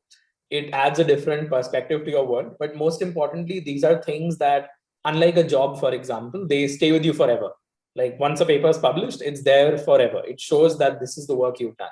So, from that perspective, I feel these are things that have drastically helped separate many people, including Puneet, when he went ahead for his master's and PhD applications. Even when you go for industry oriented roles now, in fact, when I've been talking to people at conferences, etc., one of the way people objectively try to evaluate what is the level of your research, they see what papers do you have. The common questions when you've graduated after a PhD is what papers do you have. So I think an important part with any research oriented roles, even like within machine learning AI, especially because of how new and cutting edge the field is, if you're not contributing new problems and you're the only thing you need know how to do within ML and AI is taking existing algorithms and plugging them into your code, sure, that's great. That fits better as a ML engineer, etc. But you'll truly start adding value when you're able to modify that to newer problems and create newer AI solutions for all of these. And research is kind of the stepping stone for that. So I think having set enough context, and since you've made this decision yourself, what do you think would be the right people, or who do you think would be the people who should consider doing research, even if they're not people who want to necessarily do research forever, temporarily getting into research? Mhm. Like, who should these people be? How do you decide if I'm the right person to take research up? I guess the community is inclusive, and it doesn't differentiate if you come from academia, or you're a student, or you are a career professional. I guess everyone can contribute to research, and in fact, this should be how it like Yeah. right now. Most of the time, like 90% plus people are the ones who either want to get into a Yeah. master's PhD program, or who are Yeah. currently in the program. But this is Yeah. how it should be. Uh, we are very welcoming in that sense that we want newer perspectives. Yeah. So even people who have worked in industry for a number of years and now want to make like probably change fields, or want to get into more cutting edge technologies like AI, ML, quantum computing, or so on, they should come forward. They should start collaborating. Probably you can collaborate with other industrial labs or some academicians or some research groups at the universities. And I guess uh, the community is open for everyone. Yeah. What kind of career prospects do you think would come up? Like, I think often people think that after a PhD, at least, for example, or if you get Hmm. like too much into research, people often think that one of the things is you become a professor or an academician, which is nice for some people. But I think that there are a few other benefits that come to it, especially from your perspective, where you eventually would look at something more industry oriented. How do you think, or what kind of career progression do you think you would get differently now that you have some research exposure? What do you think is different, and what do you think would be a better or a more aligned career path for you now? What do you think now separates you that you've done this master's and PhD? So I think it's not just about masters or PhD. Or I would say anyone who has spent considerable amount of time doing research Yeah, should get opportunities to contribute at a scientist level. yeah, Uh, I think the whole process of research trains you to think about new problems, yeah, to solve hard problems in a creative manner, and come up with some non-trivial solutions. So this is what it is. Like in the industry right now, research scientist roles, applied scientist roles are hot in demand, yeah, and I think having good research experience will make you eligible for such yeah, roles. yeah. Agreed. I think all in all, I would say this, that if we talk more objectively, I've seen that personally, I could be wrong here, but I've personally seen Mhm. that research, it's more of a demand supply kind of thing, where research oriented roles, even in ML, AI, subsidiaries of it, perhaps even things like Web3 soon, crypto, etc., all of these things, there's a lot of demand for these because these are what are going to shape the future and already are to an extent. Yes. But the supply of people who are, I would say, have expertise in these is lower, perhaps because they're more specialized roles. You need to do a little more work than just your undergraduate college degree, for example. In fact, you need to do a lot of extra work if you want to specialize in anything, and that holds true even more for ML and AI. So eventually what Right. that leads to is, because there's more demand and less supply, it naturally means that whether you're looking at industry oriented roles or other oriented roles like focused on academics, whatever, it's simply that often the benefits that you get, whether it goes from compensation or generally the other advantages you can get, are more significant simply because it ends up being a demand supply kind of game. How that pans out in the future, we'll see, but for now I guess that's where it stands, and it's going good for Puneet. So I think for now that's good. So, talking a little bit about your exposure in terms of the work that you are now doing, as now that you've got into research, how do you think that differs from the kind of research that you were able to do before? So, both of us are people who've done research during our undergraduate Hmm. also, but I think the research you did back then, and rather the style in which you did it, like the collaborators you had, etc., how does that differ from what you have today? Like, what doors would you say have opened for you now that you've done all this research? I think the main difference that came, especially in my style of research, when I was working at IIIT Delhi versus now that I'm a full-time PhD student, I have this liberty of thinking about bigger questions, Yeah, more impactful problems. Like some of the problems that I'm currently working on, these are in document space, natural language processing, computer vision, are more fundamental questions. yeah, And I guess contributing to such problems would help move the field further. Earlier, I was working more on application focused problems that were trying to solve one specific small, narrow application in some subfield. yeah, So this has certainly changed, and it has opened doors for some better collaborations.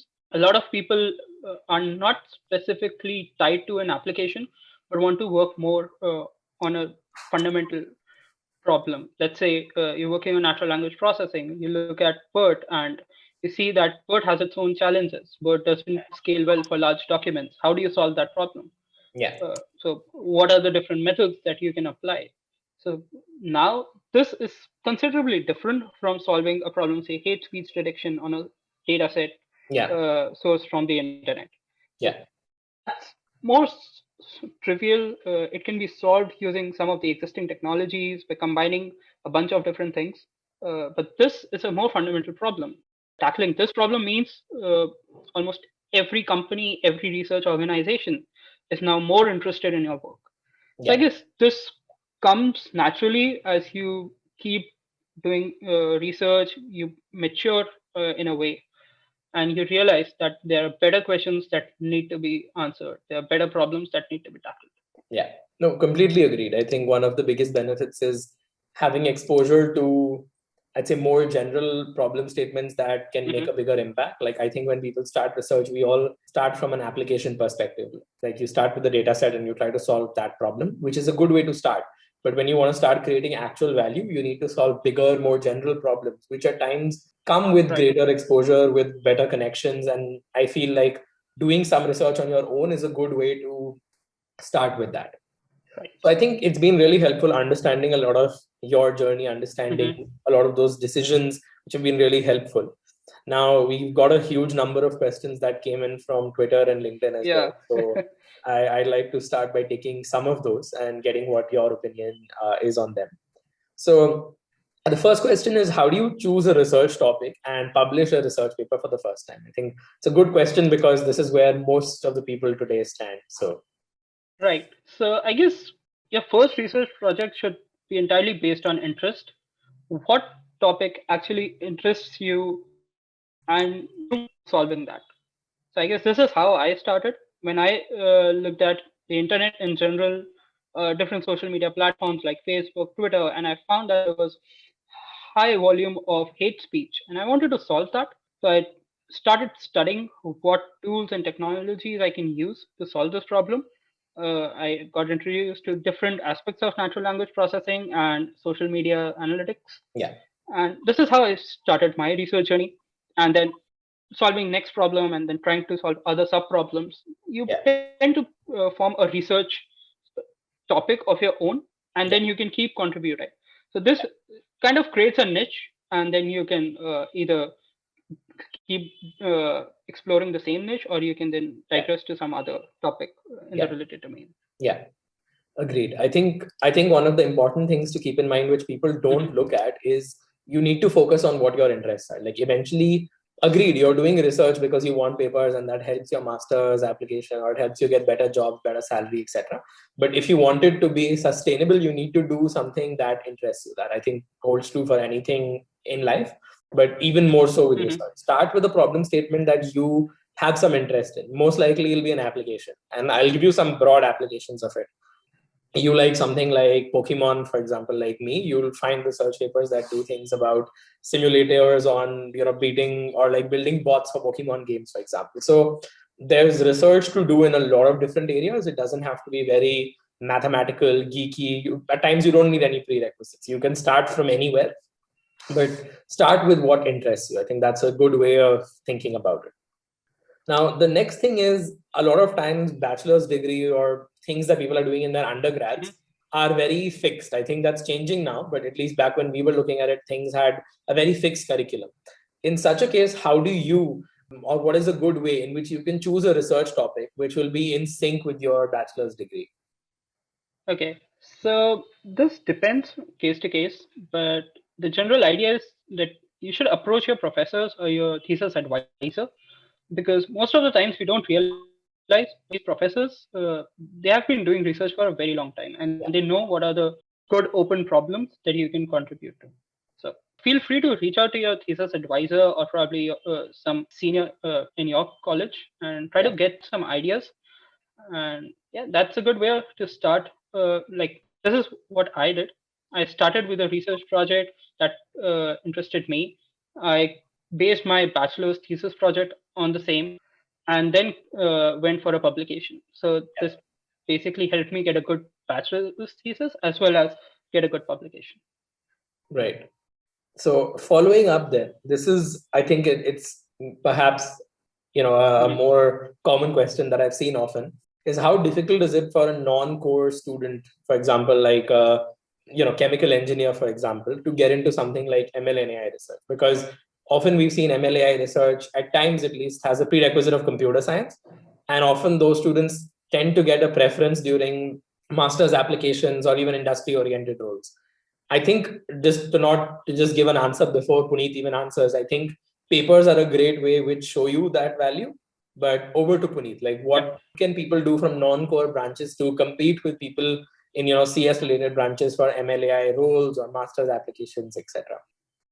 I would say don't see your degree as a handicap, see it as an advantage. Like you have done something that none other applicant knows about. So if you have a degree in chemistry, why don't you start from there? Why don't you look at applications of machine learning and AI in chemistry? Yeah, There have been a number of papers on identifying and classifying different chemical compounds based on some analysis. So yeah, you can start from there. You can look at problems that involve machine learning and AI in your specific domain, and then try to get some papers out, try to publish that work. yeah, And that's a very good start. And that shows that coming from a non-traditional background, you still made it work. You still have the fire in you to keep yeah. going and learning new and better things. Yeah, I think that's a very wise thing to say. In fact, it adds perspective to myself as well, because it's kind of a broader message here is that you are kind of using what's different or what you would think as a handicap about you as a strength, perhaps. Like when you start doing research, you'll realize that there are certain problem statements that everyone has done. I'll give you an example, like if you've done the Andrew NG course, for example, which most people do, or if you've done like some Coursera course on Boston house price prediction or classifying handwritten digits. At this point, every second person has some random project like that in their resume. But if you come from a chemistry background, you can use that to show a very different side. In fact, something about research that's good is it's very interdisciplinary. So often we work with people not just in CS, but we work with people who work in other domains. And that again opens up a lot of different opportunities for you, because you can start working with, like Puneet said, chemical engineers. In Mm. fact, when we do work around mental health, we work with people who, psychologists, doctors, all of these things. You get a lot of different exposure, and research allows that, because I mean, together we're all working on an open scientific problem. So definitely keep Puneet's points in mind about that. The next question Right. around, And to add to that, yeah, go on, sorry, go on. just wanted to add one more point. When I started Professor Rajiv Ratn at IIIT Delhi, my first project involved working on medical images, and I had zero idea how these medical images are analyzed. I had a doctor who was a practitioner from the last 20 years, and he had a ton of domain knowledge about medicine, about histopathology, and different things. Yeah, And that added certain zing to the project that I came from a machine learning background. The collaborators came from a medicine background, and we tried to complement each other's strengths. And this actually led to a very solid paper yeah, because it tried to solve different problems in both the domains. yeah, So this can always be advantageous. If you are coming from a non-traditional background, do not think yourself a second to anybody else. yeah. So just keep Yeah, I focusing think on that your I think strengths that's a great and try example. to collaborate with people. Yeah. Yeah. I know. I think that's a great example. In fact, if we think about it, that is so. Before Puneet applied for his master's program, that paper, in fact, the biomedical one, I think was the biggest contributor Yeah. to that. So yeah, I think that's a great example of it. And following up, another question that we have from Twitter is along similar lines, and perhaps I think we've answered part of it, but we'll take it up properly again, because this is, I think, the question that everyone asks. So, do we need to have a paper published to be considered, especially for a PhD position? And can you explain more briefly? Even I think one thing we can dive into is when you're thinking masters versus PhD, what are certain other things that your profile needs to have, and perhaps how important are these papers for masters, PhD, industry AI related roles and such? Right. So having papers or not is a very controversial question. Different people have different answers. Yeah, I'll try to answer according to my experience. So I would say that if you don't have a very strong research profile, you don't have really strong papers, you can still try for a good master's program. And during the master's program, you can work with some professors, try to get a few papers under your belt, and then apply to the PhD program, probably in the same university or some different university. That's one way to go. if you already have good papers and you feel that you strongly want to do a PhD, then you should directly apply to a PhD program. That saves time, that saves effort, and uh, keeps things very direct. Having a paper is always advantageous, even if some people say that it's not required. Most applicants come with a few good publications in their profile. So try to keep this thing in mind while you're applying. And because this is the application season, I guess a lot of people would be anxious whether they'll get into their dream university or not. It's always subjective, but at the same time, it's good to have. Yeah. No, agreed. I think those are good points around it. And again, I'll just reiterate what both of us said earlier. It's an important thing to keep in mind that I don't think papers are mandatory for PhDs or masters, and nor does having a paper or bunch of papers give you a guarantee that you'll get into it. But there's a very strong correlation between them. In fact, a good way to understand how this correlation exists is go see the university you're interested in. Take Stanford, for example. Now take a look at all the PhD students there, master students there, and see what their profile has.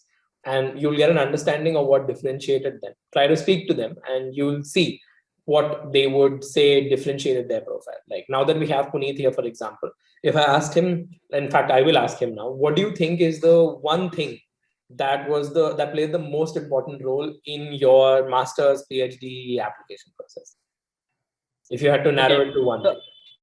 I don't have a complete answer to this because I never interacted with the university Yeah, yeah, your officials own who opinion of it, accepted of me, course.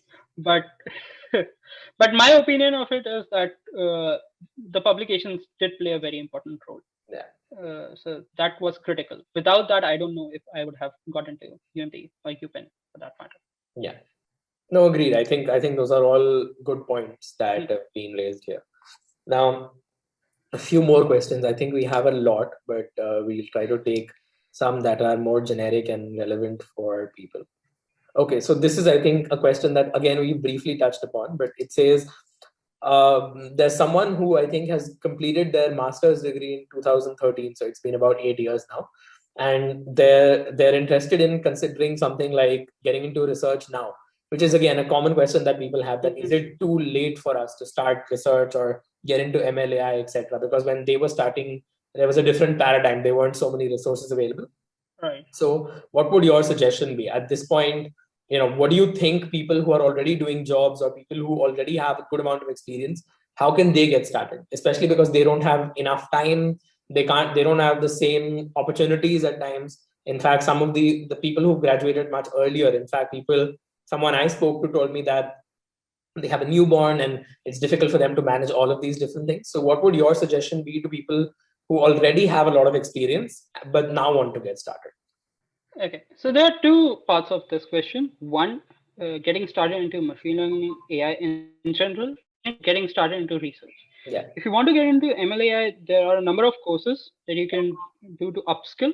Yeah. You can probably, I guess, even Scalar is coming up with some good courses in data science and machine learning space. So there's something to look forward to. If you want to get started into research, I guess uh, getting your hands dirty is the only way possible.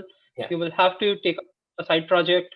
Let's say you don't want to publish, but even if you take a good side project, or probably just take a publication Yeah. and get the code and try and implement it at your end, even that can be a good start. So that Yeah. can teach you the basics of dealing with problems, trying to get your hands dirty, and then you can figure out if you really want to do this full time or Yeah. do you want to keep it as a side hobby. Yeah. No, I think that's an important point. The most important thing is that there's no shortcut, unfortunately. But it also doesn't mean that if you haven't started yet, you can't start now. The good thing about research is, like we said, when we were in our last year of undergrad, you don't need anything special to get started. You just need to have some motivation. You need to find like the correct things to do, because MLAI research is a very, very, very broad topic. There are way too many things happening: reinforcement learning, people at times can start with things that are far off. NLP, computer vision. I often get questions like, what should we start with? Should we start with NLP or computer vision? And the correct answer to this is, you can't fit the same answer to everyone, but it's important for you to start. And like Puneet mentioned, there are a bunch of free courses, paid courses, And I won't get into the difference between what would make a paid course better than a free course, etc. But I just feel having some kind of guidance along the way is helpful, especially if you're not a student. You miss out on things like having college communities, for example. So when I was in, what differentiates me today, like now that I'm doing a full-time job, or back when I was doing a full-time job in, say, a tower, for example, or when Puneet was working in ST, the HFT that he was working with, we worked with people who did not have an MLAI background experience, or perhaps even the time to do it. So at this point, we couldn't just go and randomly find people who wanted to work on research projects with us. Whereas during college, me and Puneet were just talking one day randomly, and we decided, why not start doing it together? So as you become more experienced, it becomes important to find some community of people who can help you do this. So try looking for communities, courses, and no time is too late to kind of upskill yourself in that way. Okay. Just looking at one or two final questions, which aren't so much about research journeys, but a few important questions on ML and AI in general. And this perhaps would be a better, Puneet is a great person to answer these. So fairly long question that I'll try to trim down a little bit. But I think one of the questions is, why is research so hyped up, and why does funding things like deep learning models for generating captions for images get so easily funded? Like, I think we all know that research has a tremendous amount of funding behind it. In fact, all the industrial roles pay a lot more, etc. So then why does this tend to happen? Like, why are these being perhaps paid more attention when there are in fact more serious issues, perhaps? So just I think the broad summary of the question is, why is there so much funding money behind it? Why are these things perhaps so hyped up? Like, what's the entire hype about these things? I guess it all starts from money. Like if you have the right set of funding for a project, things are easier to push forward. Yeah. And a lot of companies want to solve problems that can generate profits for them. Yeah. And when they see that there's an easy path to profitability through those projects, Yeah. there's more cash flow.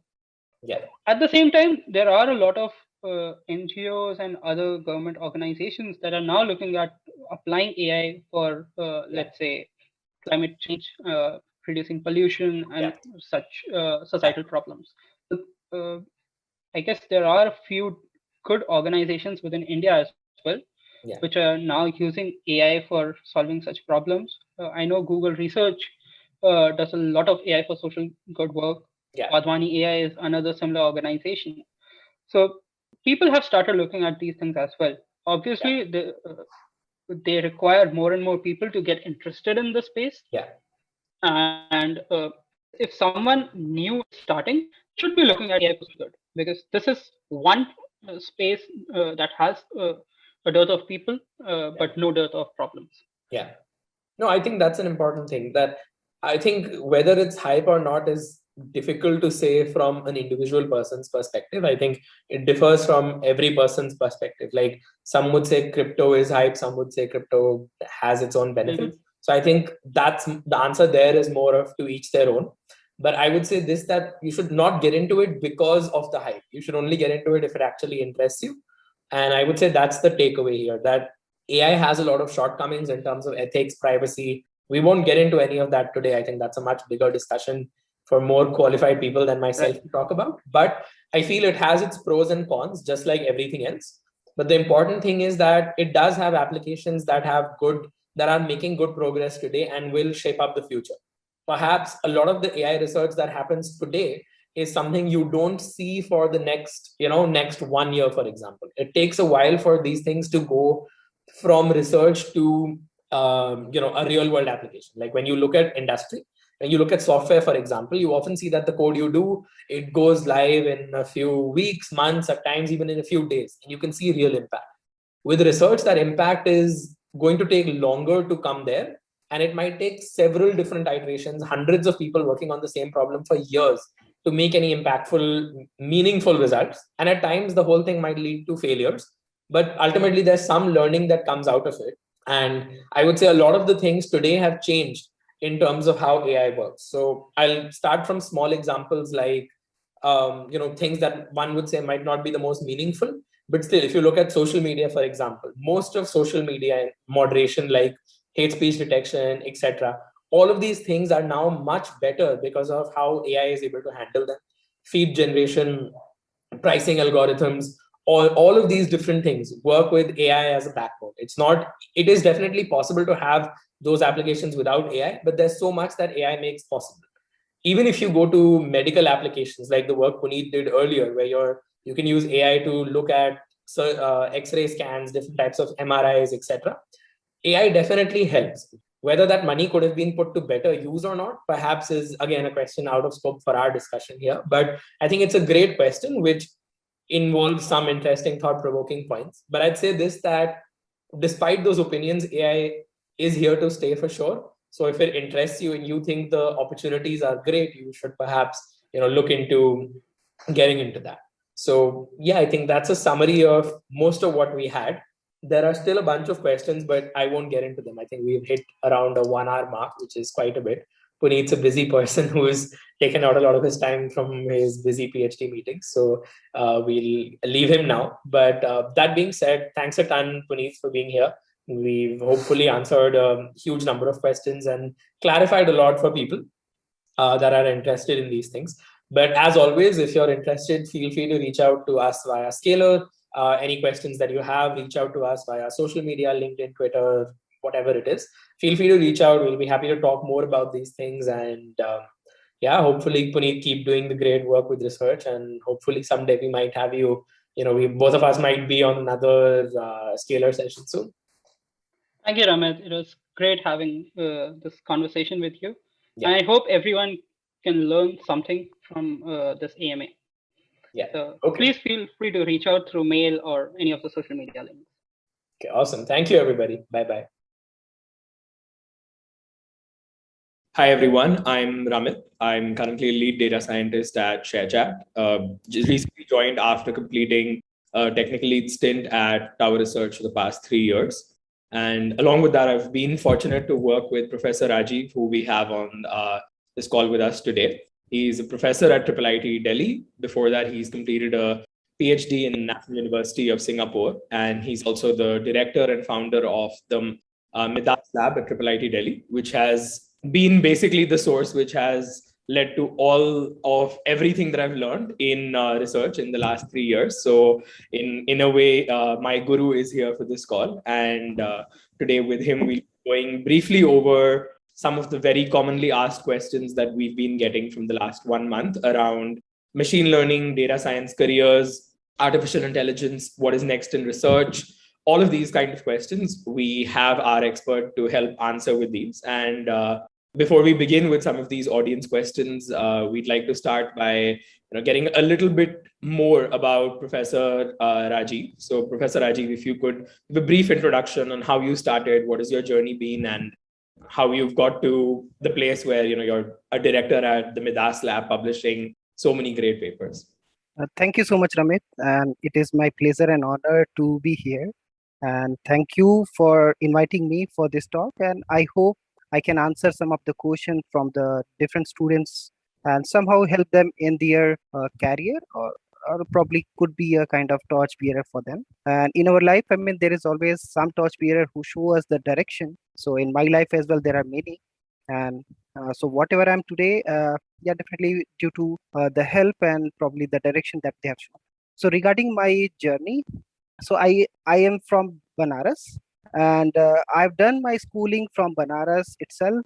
And after the schooling, I moved for my undergraduate study to Banaras Hindu University, majoring in mathematics. So I did my basically undergraduation in mathematics honors. So during my undergraduation, basically there was a course on programming. So that is deals with how you can basically do some small programming. So my interaction with the programming and computer science started there during my BSc. So though computer science association started there, I was not so much into the computer science because I was basically too much into the mathematics. I like the theory of computation, all these courses. I wanted to pursue basically my research, not I would say research, I would say the career. Again, Right. the research is something which started very late after that. So since I was from a kind of humble background, so though I wanted to do higher studies, but I have realized it's better to probably look for the career which can also give you good job profile. Right. And during that time, my elder brother basically was doing his BTech from MNNIT Allahabad. So that is very well known, at least in the area of computer science, electronics, and all those. So during the summer break, I visited the campus, and I really liked the environment, and probably also heard about, okay, so how the different students getting placed to the top companies. And also, so at that time I was only looking for the job opportunity, or probably the career which can help me in at least getting good direction, and probably give me a high paying job. So I was only aiming for high paying job, or at least some job profile in computer science. And that's how I got to know, okay, so after my BSc honors, I can enter formally in computer science program through a program called MCA, Master in Computer Application. And that's how I given the entrance examination in different universities across the India. And fortunately, I was able to secure places in almost all the places. And finally, I've decided to choose Jawaharlal Nehru University for my masters. So it was amazing journey at JNU. For my masters, I learned and gone through all the fundamental courses of the computer science, starting from probability statistics to linear algebra to any algorithm and programming and data science, not data science, data structure, operating system, and all those. So that is formally has given me 3 years education in computer science. And since we are located in Delhi, we also attract a number of good companies. And after my MCA, I got placed to a company called Erisent Communication, so in Gurgaon. So that's how I moved to software industry after my masters. And since somewhere in my mind, I wanted to pursue higher studies, but during my early days, I have seen, at least I have struggled in terms of money, in terms of facilities.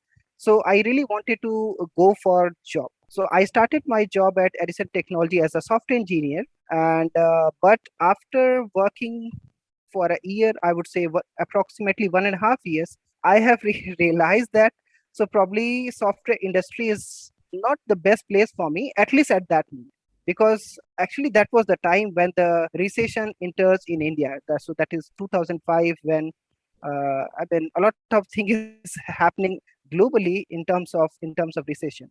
So Right. I have seen. So despite, I mean, I was doing well. It was a good job. It was very good learning profile. But one thing I've realized that, like, the amount of effort and work I am doing, I'm not probably getting the outcome for that. And it's basically more 9 to 5 job, and probably there is not much to learn, because when we were in, I mean, usually, at least in me, when I was in my masters, I've gone through, I mean, very competitive programming, all those programming. And but once you come into to company, I mean, during the study you study linked list, you list Yeah. very complex program. But once you reach to the companies, my experience was very, very different. I mean, you have given a programming stack, and now you need to just focus on some part, and Mm. uh, don't have to probably mess that up. So at least the learning experience which I was getting, I was not very much satisfied.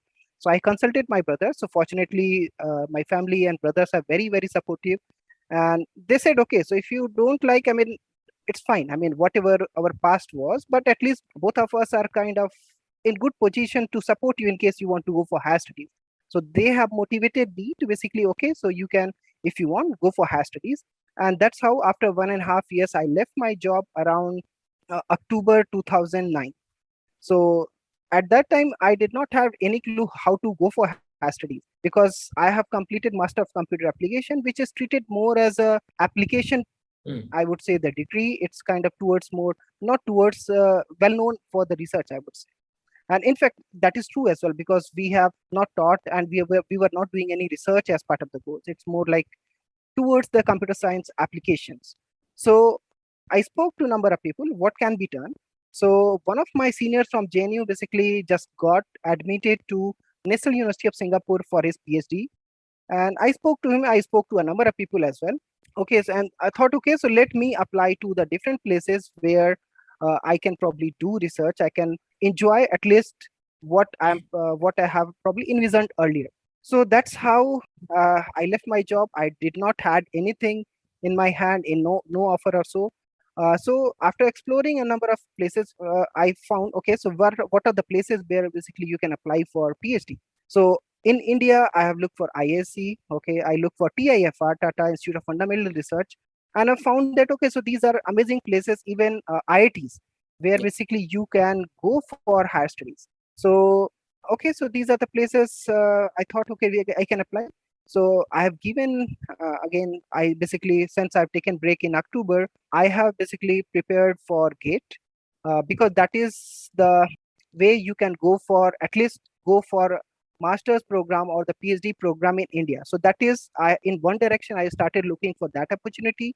In parallel, I have started applying for PhD abroad as well, because I mean, one thing definitely, I mean, I wanted to pursue research, but at the same time, I would like to explore the world as well.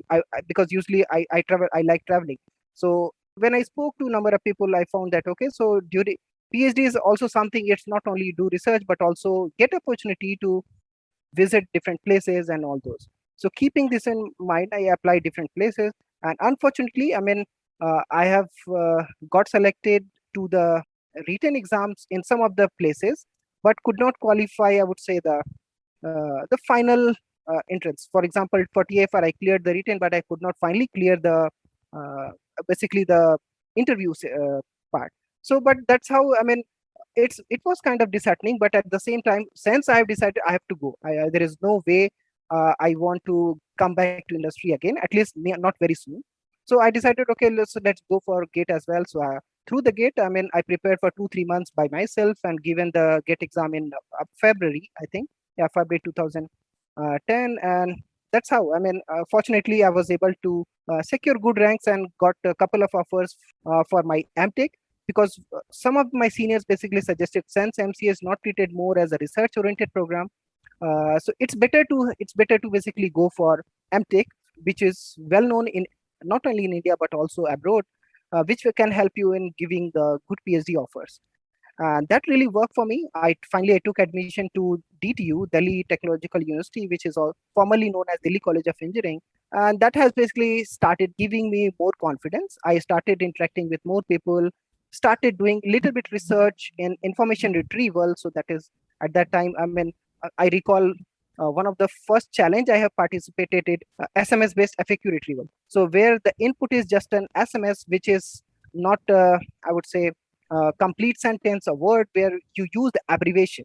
So that's how I started my journey in basically the information retrieval direction, and that has also finally yielded into one of the paper at the FIRE conference, for Forum for Information Retrieval, and I have attended my first conference at IT Bombay, and that has given me further confidence and also basically the motivation to pursue further. As I mentioned, in your life, there will be always a number of people who motivate you and support you during this journey as well. A number of people and my professor and colleagues, friends supported me throughout this. And after this paper, I have also, since I have already started applying for different PhD position at different universities, during my master itself, I have started applying to some of the places. And fortunately, I got PhD positions, PhD position from National University of Singapore, and that's basically was a great news for me. And after that, I did not sit in the placement because I never wanted to go into industry, at least not very soon. So I got my PhD offer in between the masters during my MTech at DTU, and I did not sit in the placements, and I joined PhD program at NUS Singapore. And after reaching there, one thing I realized, I mean, definitely, uh, why universities, despite Singapore is very, very small as compared to India, but they have many world-class universities like NUS, NTU, and recently they started SUTD and SMU, which are also doing equally very, very well. So the reason being they are excelling in the research because they do understand we need to provide all the facility, all the infrastructure to the students. And definitely, I mean, they also need to probably have the world class facility, resources, teachers, and everything. So I really struggled in the first semester because it was a transition for me, where I have studied. I'm not criticizing like the courses or rigorness in Indian institutes, at least where I have studied. But I have seen like at least as compared to what I have gone through before, there was tremendous or multiple. I would say the multiple times tougher curriculum and probably the rigorness I have seen. So in the first semester I struggled, but fortunately I worked hard and I settled there and I started my research there under the supervision of Professor Roger Zimmerman, a great person, a great supervisor who always encourage and motivate to pursue whatever you like. I mean, he has given me the flexibility. Okay, so you are free to do anything, and we will figure out later how to basically stitch all the work together, because anyways whatever the work you're going to do is somehow related, so you don't have to worry too much about PhD at the moment. Right now your focus should be learning. He encouraged me to participate in challenges, in the work, submitting paper to workshop, to the conference journals, and basically collaborate with as many as people as you can, meet at the people, build your network. And that thing basically helped me a lot in basically growing in my career, at least what I follow. Because definitely alone you can do good work, but if you want to increase the impact of your work, you will have to do with the team. Yeah. And that is the fundamental thing I always follow. And that is the reason whatever I'm doing today at Triple IT Delhi, probably I will cover more details on that. It's all due to the amazing students, colleagues, collaborators, friends I have, because I mean Yeah. together we can do great work. And that's how I mean I started my PhD journey at NU Singapore. I was fortunate to learn a lot of from him, my colleagues, my friends. Even I mean that has helped me to visit approximately 15 to 16 countries during my PhD itself, to explore, to learn from the different people, different culture. And it was amazing journey. And after that I wanted to come back to India. I wanted to join academia. And so around my PhD thesis submission, I have basically discussed with a couple of seniors and my supervisor mentors, where should I apply. So many of them suggested, I mean, the Triple IT Delhi is the place where you should go, you should look for. And that is the reason I have only applied to Triple IT Delhi, nowhere else in India. And I was very fortunate to get the position there even before I have I've done my PhD defense. Right. And so it's great supportive environment at Triple IT Delhi, and that's why basically, despite it is just 11 years old, it is excelling in different research areas. So be it in computer science, be in SCI, and so on. So before joining to Triple IT Delhi, I have requested, I wanted to have a postdoc experience before my PhD, and Triple IT Delhi has kindly agreed me to allow me to basically do my postdoc. I had a couple of offers, but since I had planned to come back to India soon after this, so I had offer from Singapore, some of the places in Europe. And so thanks to everyone. So finally, I have joined Singapore Management University because that is closer to the area I was working, uh, social media computing. And after working there, learning a lot. And there basically I have seen. So during my association with SMU, so I have learned that. So before joining SMU, people say, I mean, you're going to join a management university. Mm. Then I got to know management is not only about people, management is not only about business. Management is also about data. And Right. that's how the data I have, I mean, though I was dealing with data earlier, but the my association with the SMU has taught me basically, okay, so the data management, data science is something, I mean, which is great area. And that is the time basically a lot of focus has started on machine learning, Yeah. deep learning. I would say specifically deep learning. Machine learning was people were working earlier. So, and that's how the time of 2000 like 18 17, when a lot of papers have started coming using deep learning, and that has also interested me. Okay, so it's the time to look into the deep learning. It's time to probably jump into the deep learning. That's how basically my work started more into the deep learning areas and so on. So during my PhD, I was mainly focusing on multimodal data around us, Mm. because one thing I've realized, one modality is not enough. One modality is not enough. So in that case, you need to look at all the sensory information or all the information which are available with you. So in that case, you can think of human is the best examples of multimedia system, because human can process information, human can say something, speak. So kind of audio, visual, speech, touch, and other sensors that you can have. So, so I have realized this is definitely going to be an amazing direction, and a lot of work and applications you can build around that. Because my most of my work is revolves around some kind of applications. Because definitely, of course, I mean there are a number of direction and the areas, research area, which are equally good and probably excelling in different direction. But it's all about interest. So my interest is all towards the application, so that because whatever you can build, you can show to the people, you can use them directly, and so on. So that's how I started. During my PhD, I focus on a lot of on the building some kind of multimedia systems, and building demos, building prototype, and so. And that's how once I joined Triple IT Delhi, immediately after joining, I had a vision to start a multimedia lab. But with the help of a couple of colleagues and my initial, I would say, collaborator and the students, including you, Ramit, I have started MIDAS Lab. So MIDAS stands for Multimodal Digital Media Analysis Lab, which leverages the multimodal data around us and use advances in machine learning, deep learning to solve a number of interesting problems around us. So that's how I would say I probably become a bit long introduction, but that's how my journey is through the research and how I come to Triple IT Delhi. No, I think that's really helpful for a lot of people watching this, because turns out there's a big audience who is interested in machine learning and data science but does not necessarily know where to start. And I think you are a great example of saying that we don't have to start with an undergraduate machine learning course. Having a mathematics background, being someone who is not started with computer engineering or computer science, going all the way to publishing deep learning papers today and having their own lab as CS faculty in one of the best research institutes in India. I think the length and description of the journey is probably something that people are going to ask for more. They would want to know more details, that how did you do X, how did you do Y. But I think, and in fact, a lot of the audience questions we have are around this. There are people who've asked, do we need to have a bachelor's degree in computer science to start? There are people who've asked, how do you go from India to universities abroad? What is the process? Would people want to go to Singapore? Would they want to go to Europe? There are all sorts of questions like these, and we can start taking some more of them. But I think a good number of the questions have already been answered through this introduction. So thank you for that. Great.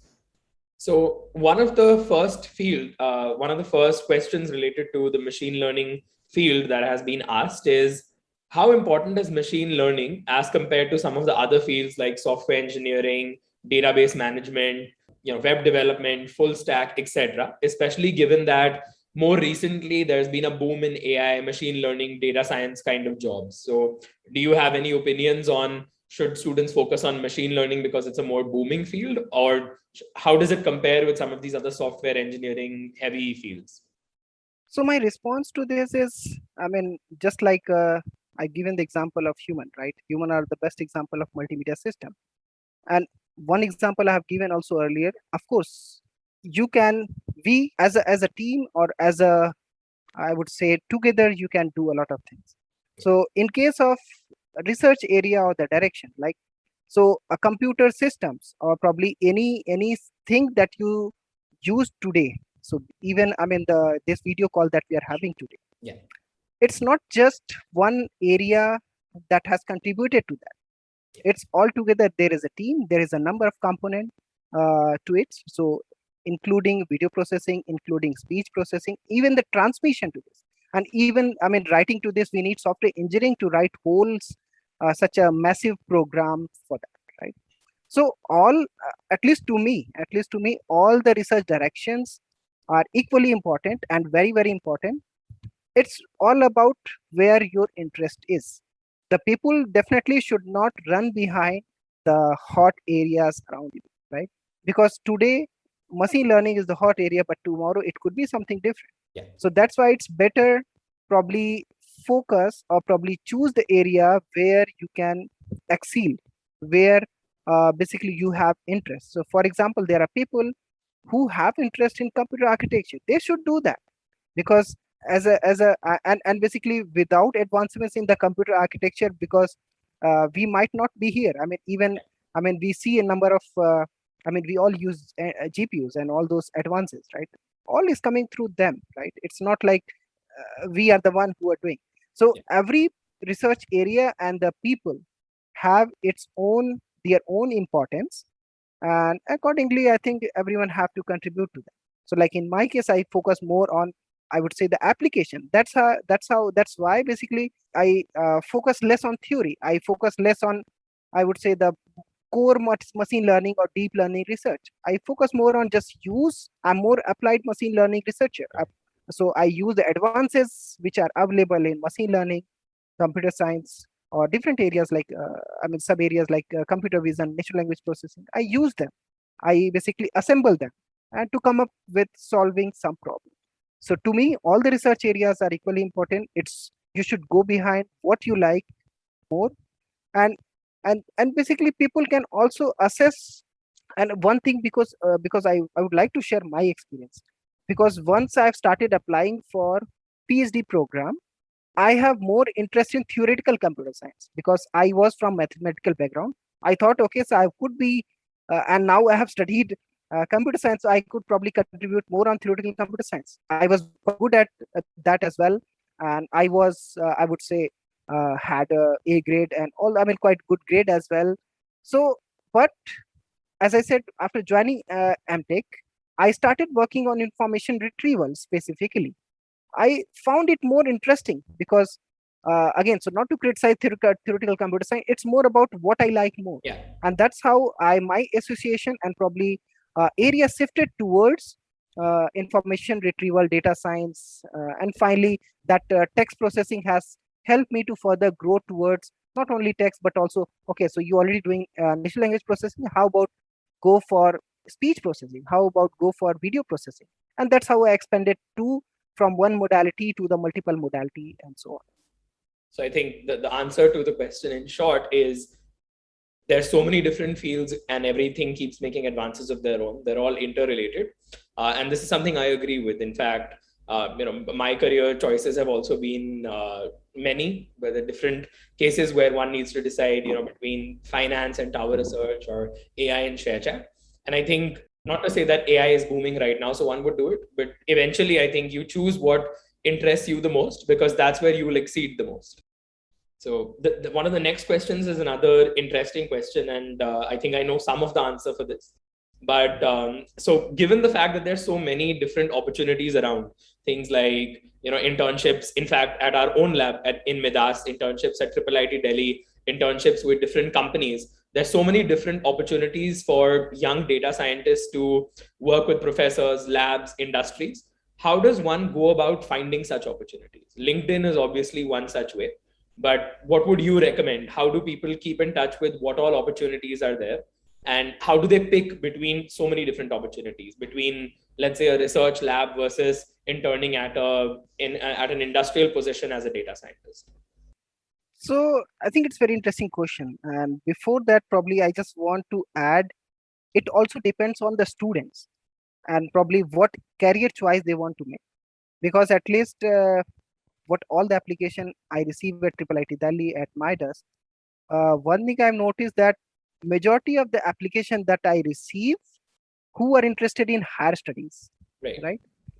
And and that makes sense because probably we were doing some research which is visible to the community, which is visible Right. to the, the people, and at least the initial students who have also probably got benefited by the kind of research they do, Yeah. right? And that basically help them. So and definitely, there are many students who are doing internship at the top places like industrial companies, I would say, for Google, Microsoft, and Amazon, and so on, just to name a few, right? So it's all about, again, what your preference is, what your basically the aim is. If you are interested in software engineering, software development, go for the companies like which basically work in the area you want to work in. So for example, if people interested in finance, they should go for Tower Research, Goldman Sachs, and number of companies are there. If the people interested in so for example, building some kind of uh, web development based thing, so there are companies which are there which are excelling in that, right? So in a way, I mean, if you are interested in software development and related, again, so there are people who may be interested in I want to probably learn and I want to basically contribute how to make 4G, 5G, and advances, Yeah. LTE, and so on. Right. So in that case, they need to look for and they want to build their career in so as a software developer or in probably consultant and architect and in those directions. So in that case, I mean, they should go for the companies. If the student interested in higher studies, my recommendation, and based on my experience, it has worked for them as well. Go for probably some well-known research, not well-known, I would say. Let me correct. So you should go for some research lab, or at least some professor who can basically work with you closely and help you in formulating the problem statement, finalizing the problem statement, helping you probably in some possible direction, doing some brainstorming, and not only because completing the work is easy, taking it to the logical conclusion is something takes time, because I have seen that most of the, at least not most, majority of the students I have seen, they want to have everything immediately, but in the research it takes time, right? In software development, you start working, you probably come up with some visible output in a week or probably a month or so, but in research it takes time. And so that is something you will learn, at least get the first taste of research while working with the research lab or some professor India or abroad and so on.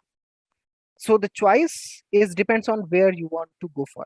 If you are willing to go for higher studies, I think so be it like masters, because the reason being, the people can say, okay, so I want to go higher studies, but not for PhD, but only for masters, and after that I want to go for IT companies, right?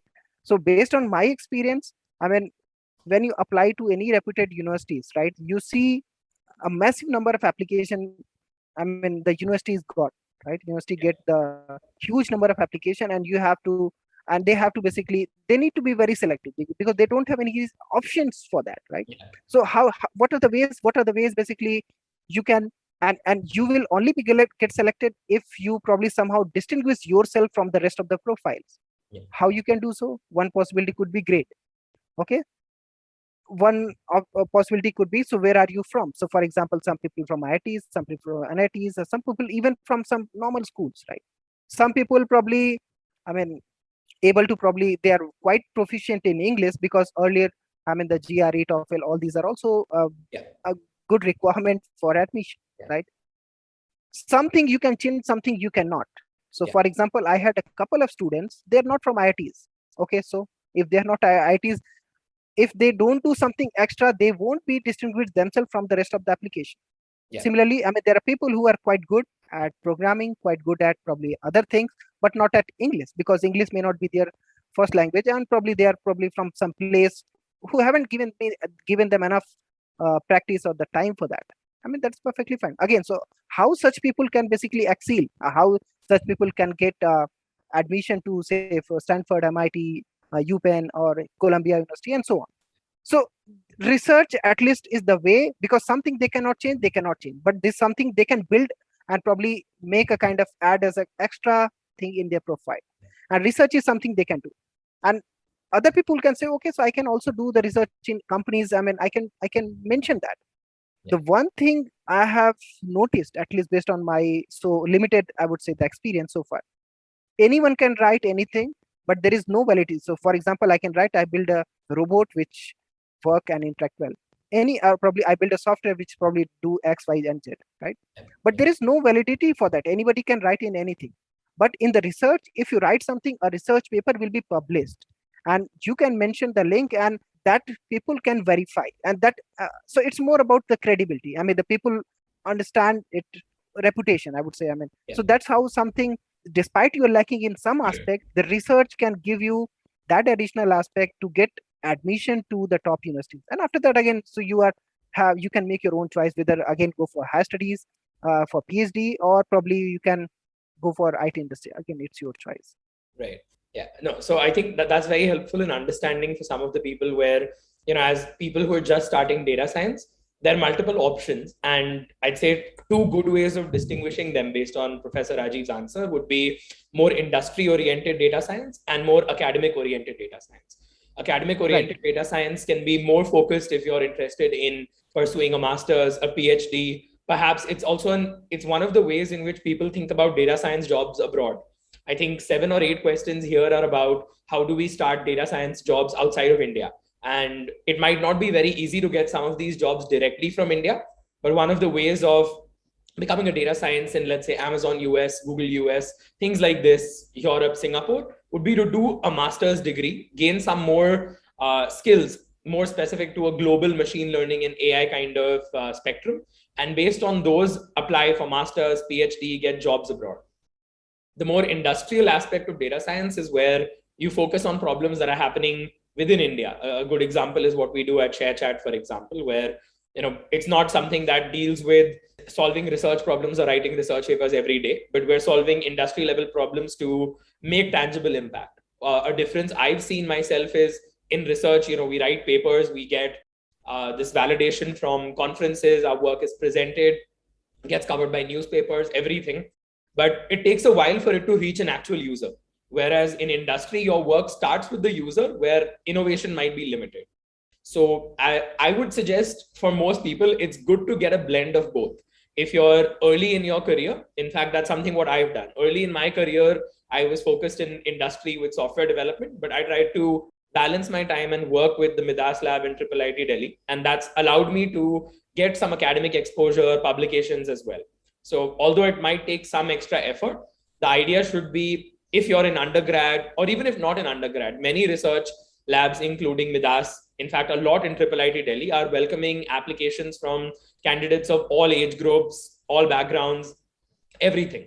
The only idea is you should have an interest in data science and it's never too late to start. So my suggestion in alignment with Professor Rajiv's is let's try both, see what makes more sense. And if higher studies, academia seems more sense, then more research oriented. If your interests lie more towards industry, maybe more data scientist type of roles, the intersection of this often ends up becoming something like the research scientist kind of role at organizations like Google, where your work not just limited to only industrial problems or research, but kind of doing both. So before you go next, I just want to add one more thing.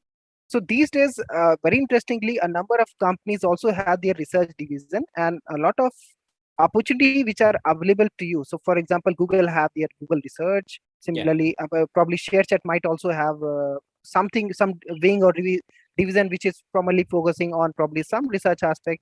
And similarly, TCS Research and number of Amazon Research and all those. Yeah. So and basically they have also started some residency program. So these residency programs are very, very useful for students and also well reputed, I would say. So that they can explore, which give them a blend of, I would say, the research as well as the industrial perspective of any work. And to add to that, I think it's a very good point. Answering the first part of the question, where how do you learn about such opportunities? I think one thing that I've learned through has been, again, LinkedIn, or even Twitter for that matter. If you think a certain position looks interesting, try reaching out to those people on LinkedIn. Interestingly, if you send messages on LinkedIn, initially I used to be scared of sending them, but over time I've learned that people are willing to help you. They're happy to talk about the kind of work they do. Reach out to people, try to understand what do they do as a data scientist. Do they solve more industrial problems? Does their data science job have a research flavor? Do they target publications? And you'll get a sense. Data science as a career also has multiple different variations, like software engineering has full stack, backend, routes where you could be more of an architect or you could become more of a software engineering manager. Similarly, data science has multiple of such aspects, and it's good to explore as many of these as possible younger in your career. Yeah. So before you go to next question, I just probably I did not answer the last question fully. So because you asked about like what are the ways or probably the source where the people should approach. So LinkedIn definitely is the one way. Yeah. Another thing is not every people are active or equally active on LinkedIn, right? Yeah. There are a number of popular researchers, at least probably I can give the perspective of academia. The number of researchers who are doing excellent work, but they're not active on LinkedIn, right? Yeah. So the best way would be, you need to look at their lab website, their profile, and you also need to probably, because once you finalize, okay, which area you want to probably explore, you also need to do a kind of background work to find out what are the people you need to follow. So in that case, again, so different, and these people you can find in different ways. For example, in my case, I wanted to search, okay, so what are the people in information retrieval? If you do just do information retrieval something on Google Scholar, so Google Scholar will give you a list of papers. And again, so it's just one source where you'll find a list of papers. You can look at, okay, so these are the people which are in my proximity, or probably something even you can approach. And again, so you, at least in the era of globalization, proximity is not an issue. You can also approach to any people located anywhere. And that's what I always teach to, I always basically encourage. And that's how basically I got motivated from my professor at NUS. He said, I mean, contact anyone. I mean, Yeah. and contact anyone, and probably reach out to them, make a network, and probably tell about what work you are doing, what interests you are, and probably what they are doing, and so on. So one thing I just want to add here, it's not like just approaching them. It's not just like approaching them through LinkedIn or email, or probably finding these people. It's also about how you approach them, right? If you just do a message on LinkedIn, hey professor, I'm looking for a internship, I have great interest in data science, please give me opportunity, I cannot help, Yeah. because I receive hundreds of such messages every week. I cannot respond to all those. And again, so even though I have time, I mean, again, it's all about selectiveness. It's all about who give a different, I would say, the flavor to their profile, how you are different. Because when I was preparing for interviews, one of my seniors says, okay, so when you enter the I mean the interview room, I mean, if it is very as usual as the other candidate, I mean, they are not going to have you. So Yeah. probably what different you can do, so once you enter the interview room, you can ask them, rather than they ask, you ask, hi, how are you doing, rather than they ask you. And so it's give you all the confidence. So Yeah. again, so just giving different flavor to that. So at least in academia case, if you are approaching anywhere, it's better to since it's about research work, it's better to basically look at the some of the work of that professor. And if you can do a kind of read that paper and probably do a critic analysis and say, okay, so hey professor, I mean, I read this paper, I really found interesting or bad, whatever you feel, and Yeah. say, okay, so this is something, I mean, we need to improve on, or this is something, I mean, if I have to work on this, I mean, where I can contribute on. So if you highlight that, then definitely, I mean, your profile grab my attention and anyone's attention. Yeah. And so that's how I think you need to approach. So of course, I mean, you can find the people through different sources, different looking at their website, or probably LinkedIn, or even job portal, and so on. But in order to distinguish yourself again, you need to probably find better ways to approach them. So read their work, comment on what they are doing, or how you can contribute specifically, what's your strength is, how you can relate your skills with the kind of requirement the professor or probably other lab have. Yeah. And the same applicable for industrial companies as well. Yeah. So for example, Google research might have some vision or some direction they want to work in. Yeah. So if you are applying them, I mean, you need to somehow relate them either in interview, either in while applying, and all these are matters. All these things are matters. I think in short, and this is something I learned also after I think a year or two of approaching people. There's so many people like us, right? The industry is so competitive. In one word, you Exactly. need to show how you add value, and that value you can only show if you've done homework around what this person does and tell them that this is how we can improve. And it's actually good that you've brought this point up, because the next questions are actually about this, that what should students be doing when they try to approach different labs? For example, if they want to come from Midas or they want to go for an industrial job, I think we've already answered part of it, which is around developing value. The second part of the question is more around what are some of the absolutely basic prerequisites that people need before entering into data science. Like one prerequisite, for example, is of course we need to have some mathematics background. Now, some mathematics background can mean a little introduction to statistics, probability.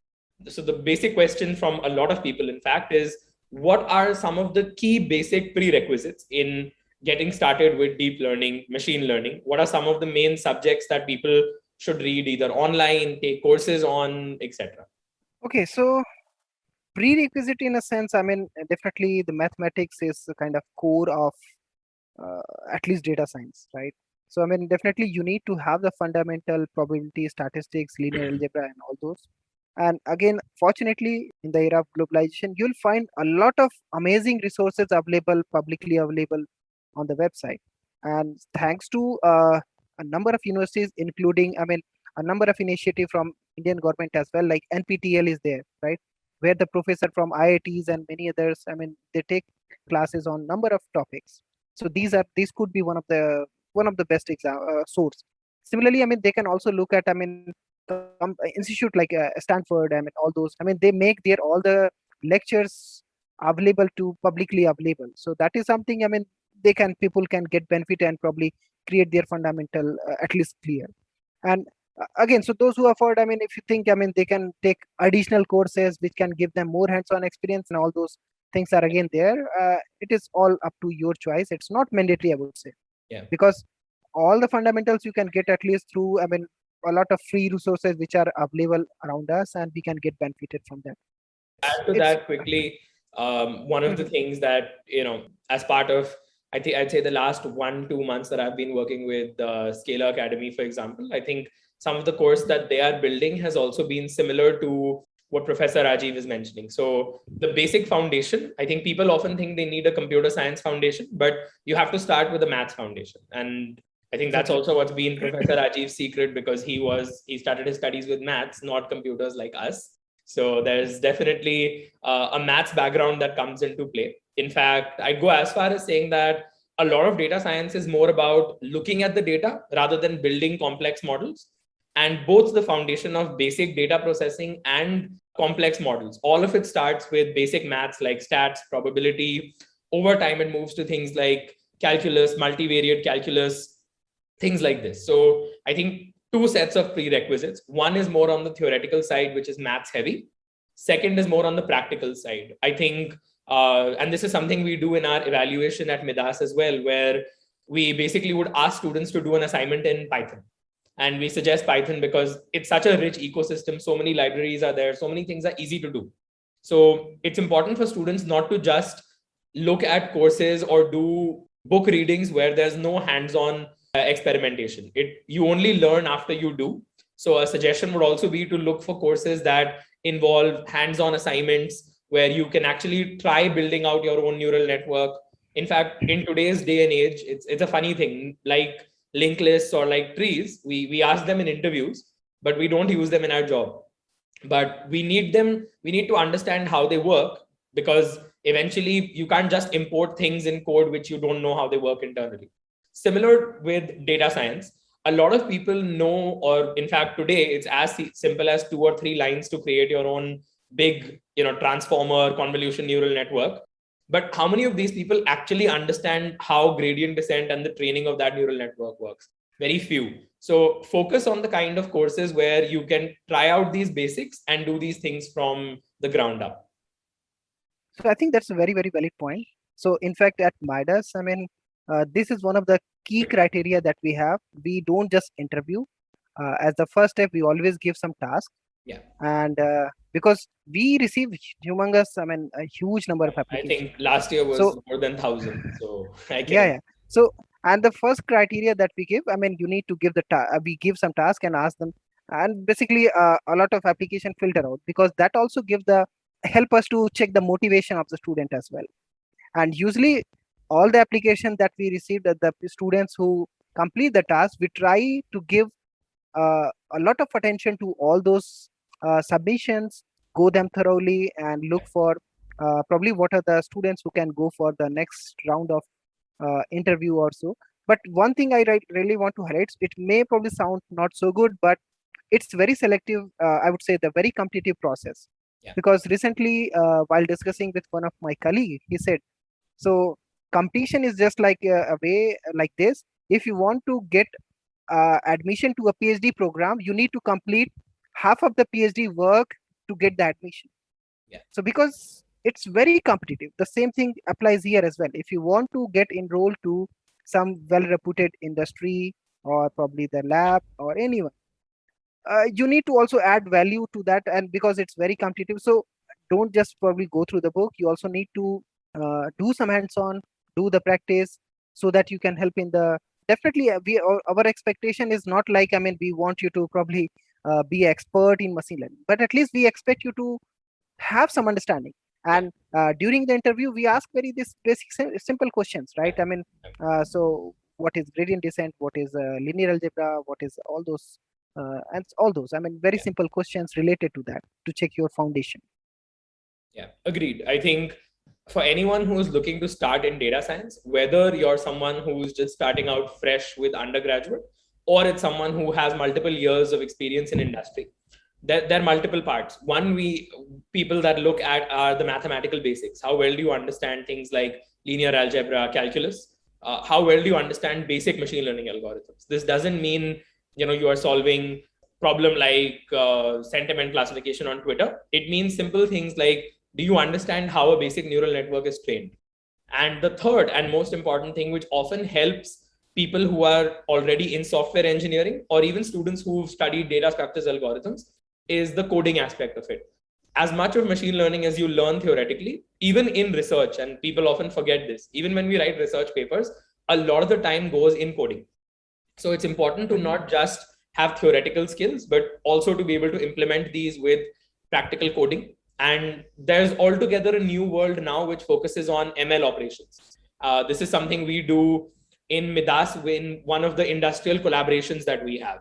This is what happens in industry. So you've made a machine learning model. How do you scale this machine learning model to serve so many requests that come in a minute? How does that work? For example, more recently, Google search now uses BERT. It's a transformer based NLP model for searching. How do we take BERT from just a research experiment to something that can serve millions of queries in seconds? This whole field around machine learning engineering, machine learning ops, building and deploying models, Docker, Kubernetes, this is another important field that students should focus on. So So, before you yeah, go next, I believe we missed one part because we're talking about internship. I yeah, have mainly covered the internship in India. yeah, So regarding internship in, I mean, other places, so there are several ways which work. So there are a number of programs which are established between different countries and probably supported by different organizations, which support you to probably visit different institution in the world and do your internship. So to name a few, like MITAC is one of the popular one. Similarly, SN Bose Fellowship is also very popular one. So these are similarly NTU has, I forgot the name, but NTU Singapore also have some fellowship for inviting internship application. And in the world, so basically there are numerous such fellowship programs for internship which are already there. So right, you need to also explore that. So this is one way of getting to, I would say, the international internship. right, So since it's an international internship, often in some cases many people are not already aware of this, so somehow they miss it. So at least this is one thing they should try. right, Second thing, which also comes through your network, when I say network, so like through your professor, because your professor might have some network with the, they have some collaborative work with us at different universities, industry, yeah, in different parts of the world. And that's how basically you can basically get it. Third way, basically you can get the international internship. Many of my students travels a lot because they also attend the different conferences held worldwide. So like in 2020, at least 15 students from our lab have attended AAAI conference in New York. And that's how basically they get to meet a number of people around from across the globe who are experts yeah, in doing amazing work.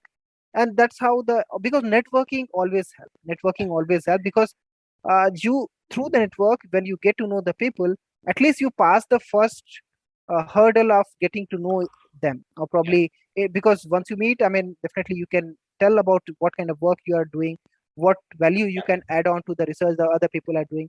And you can also get to know, I mean, what are the people who are interested in your profile. yeah. And so definitely these networking through conferences help a lot.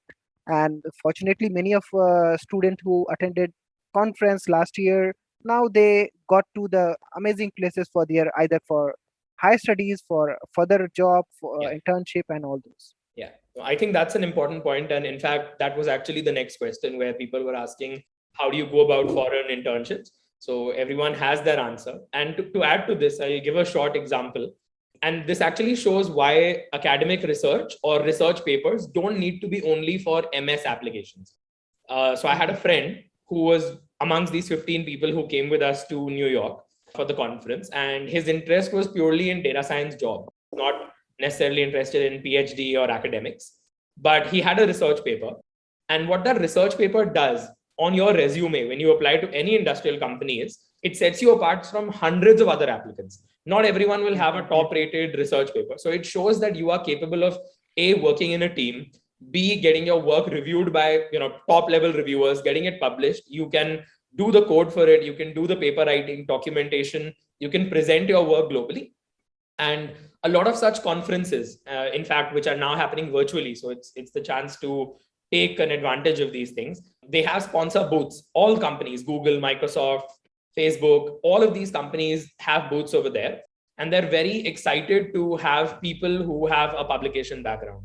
I'd say, in fact, if you look at most data science and AI related jobs, even machine learning engineers, often they say that in preferred qualifications, you'll always find a bullet point that says publications are not required, but are a very strong plus point.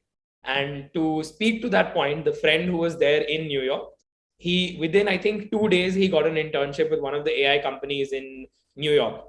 So, and he was in, at that point, he was in India. So the whole idea is publications can really set you, and research, even if you don't write publications, even just reading publications and staying up to date with latest research or implementing research papers is a good way of getting into the industry and keeping up with latest cutting edge data science related things. I think we have time for one last super quick question. We'll be skipping some of the questions, but feel free to add comments to this YouTube video or on LinkedIn. We'll try to get back to these, or perhaps do another at some point. Okay, so yeah, I think this is a good question. This says, how would you say that preparation or the career path for someone in data science is different when they have multiple years of experience? So basically, a few people are worried that it's been a few years that they have done software engineering. In fact, like you had done some software engineering, I've done 3 years of software engineering. So some people are worried that they've already crossed 10 plus years of experience or 5 plus years of experience. How do we shift from software engineering to data science now? What kind of skills do we need to build up? What is the easiest way of maybe trying to get into data science while being in a software industry related job? I think it's a very, very interesting and very good question. And I think experience matters, right? I mean, so even though you don't have experience in data science, right? So whatever the experience you have acquired, be it software development, software engineering, is going to help you, because you have different approach, or probably you have learned a lot, which will help you which will help you basically quickly learn something new. Because at least in academia, if you see, I mean, the trend changes very quickly. Like before the deep learning, for example, deep learning, at least in the conferences, getting a lot of I mean, the most of the people started using deep learning for different problems around probably late. I mean, not late. I would say around 2014, 2015. You'll see a lot of papers coming in the deep learning. So the people who, even though who are not working in area of artificial intelligence, deep learning, switch to that. And at that time, probably their experience in the academia would be 30 years, 20 years, 35 years, and so on. So it's never too late. I mean, even though you have, and that's how people switch, right? Because you can switch to a new area, you can switch to something area. Practice you had over the years, over the month, is not like quick learning, bit learning in different ways, and so on. So at least to me, I mean, it is going to be helpful, because whatever the new skill that you have to learn, okay, I mean, it's basically few week or probably few months task. But so just think in that way. Of course, you have learned all the fundamental for data science, and you already have additional, I would say, the benefit of having 10 years of experience in software engineering. So I mean, you can complete all those fundamental in a few months, or probably in a year, 2 year. But after that, I mean, you have 2 plus 10 years of experience in data science, kind of, because you can apply 10 years of your software engineering to the 2 years of data science that you learned, and you can probably excel. And there is numerous such examples. People are doing amazing works, both in industry as well as in academia. Yeah, no, I think that's so it's never too late. It's never too late. Yeah, it's never too late.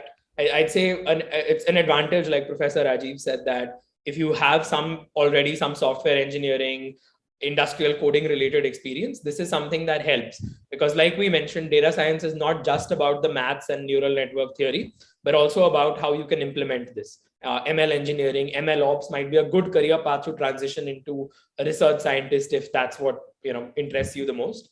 So in short, look for courses that might have multiple variations, like maybe a beginner kind of course which allows you to start with coding, Python, etc. And maybe there are some courses which are more intermediate or advanced where it assumes that the person knows already how to code and you just learn more on the theory so that you know how to apply this with the skills that you already have.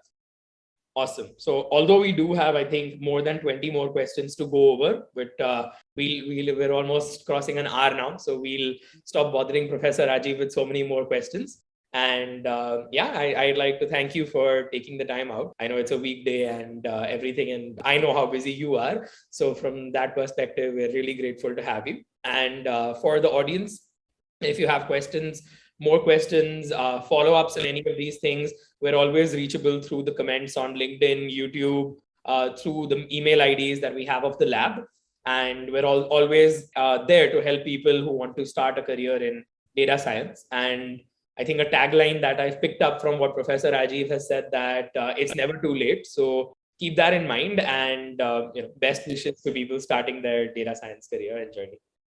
Thank you so much, Ramit, and it's my pleasure, and it's great interacting with you. And I hope our interaction can help some of the brilliant mind and bright minds.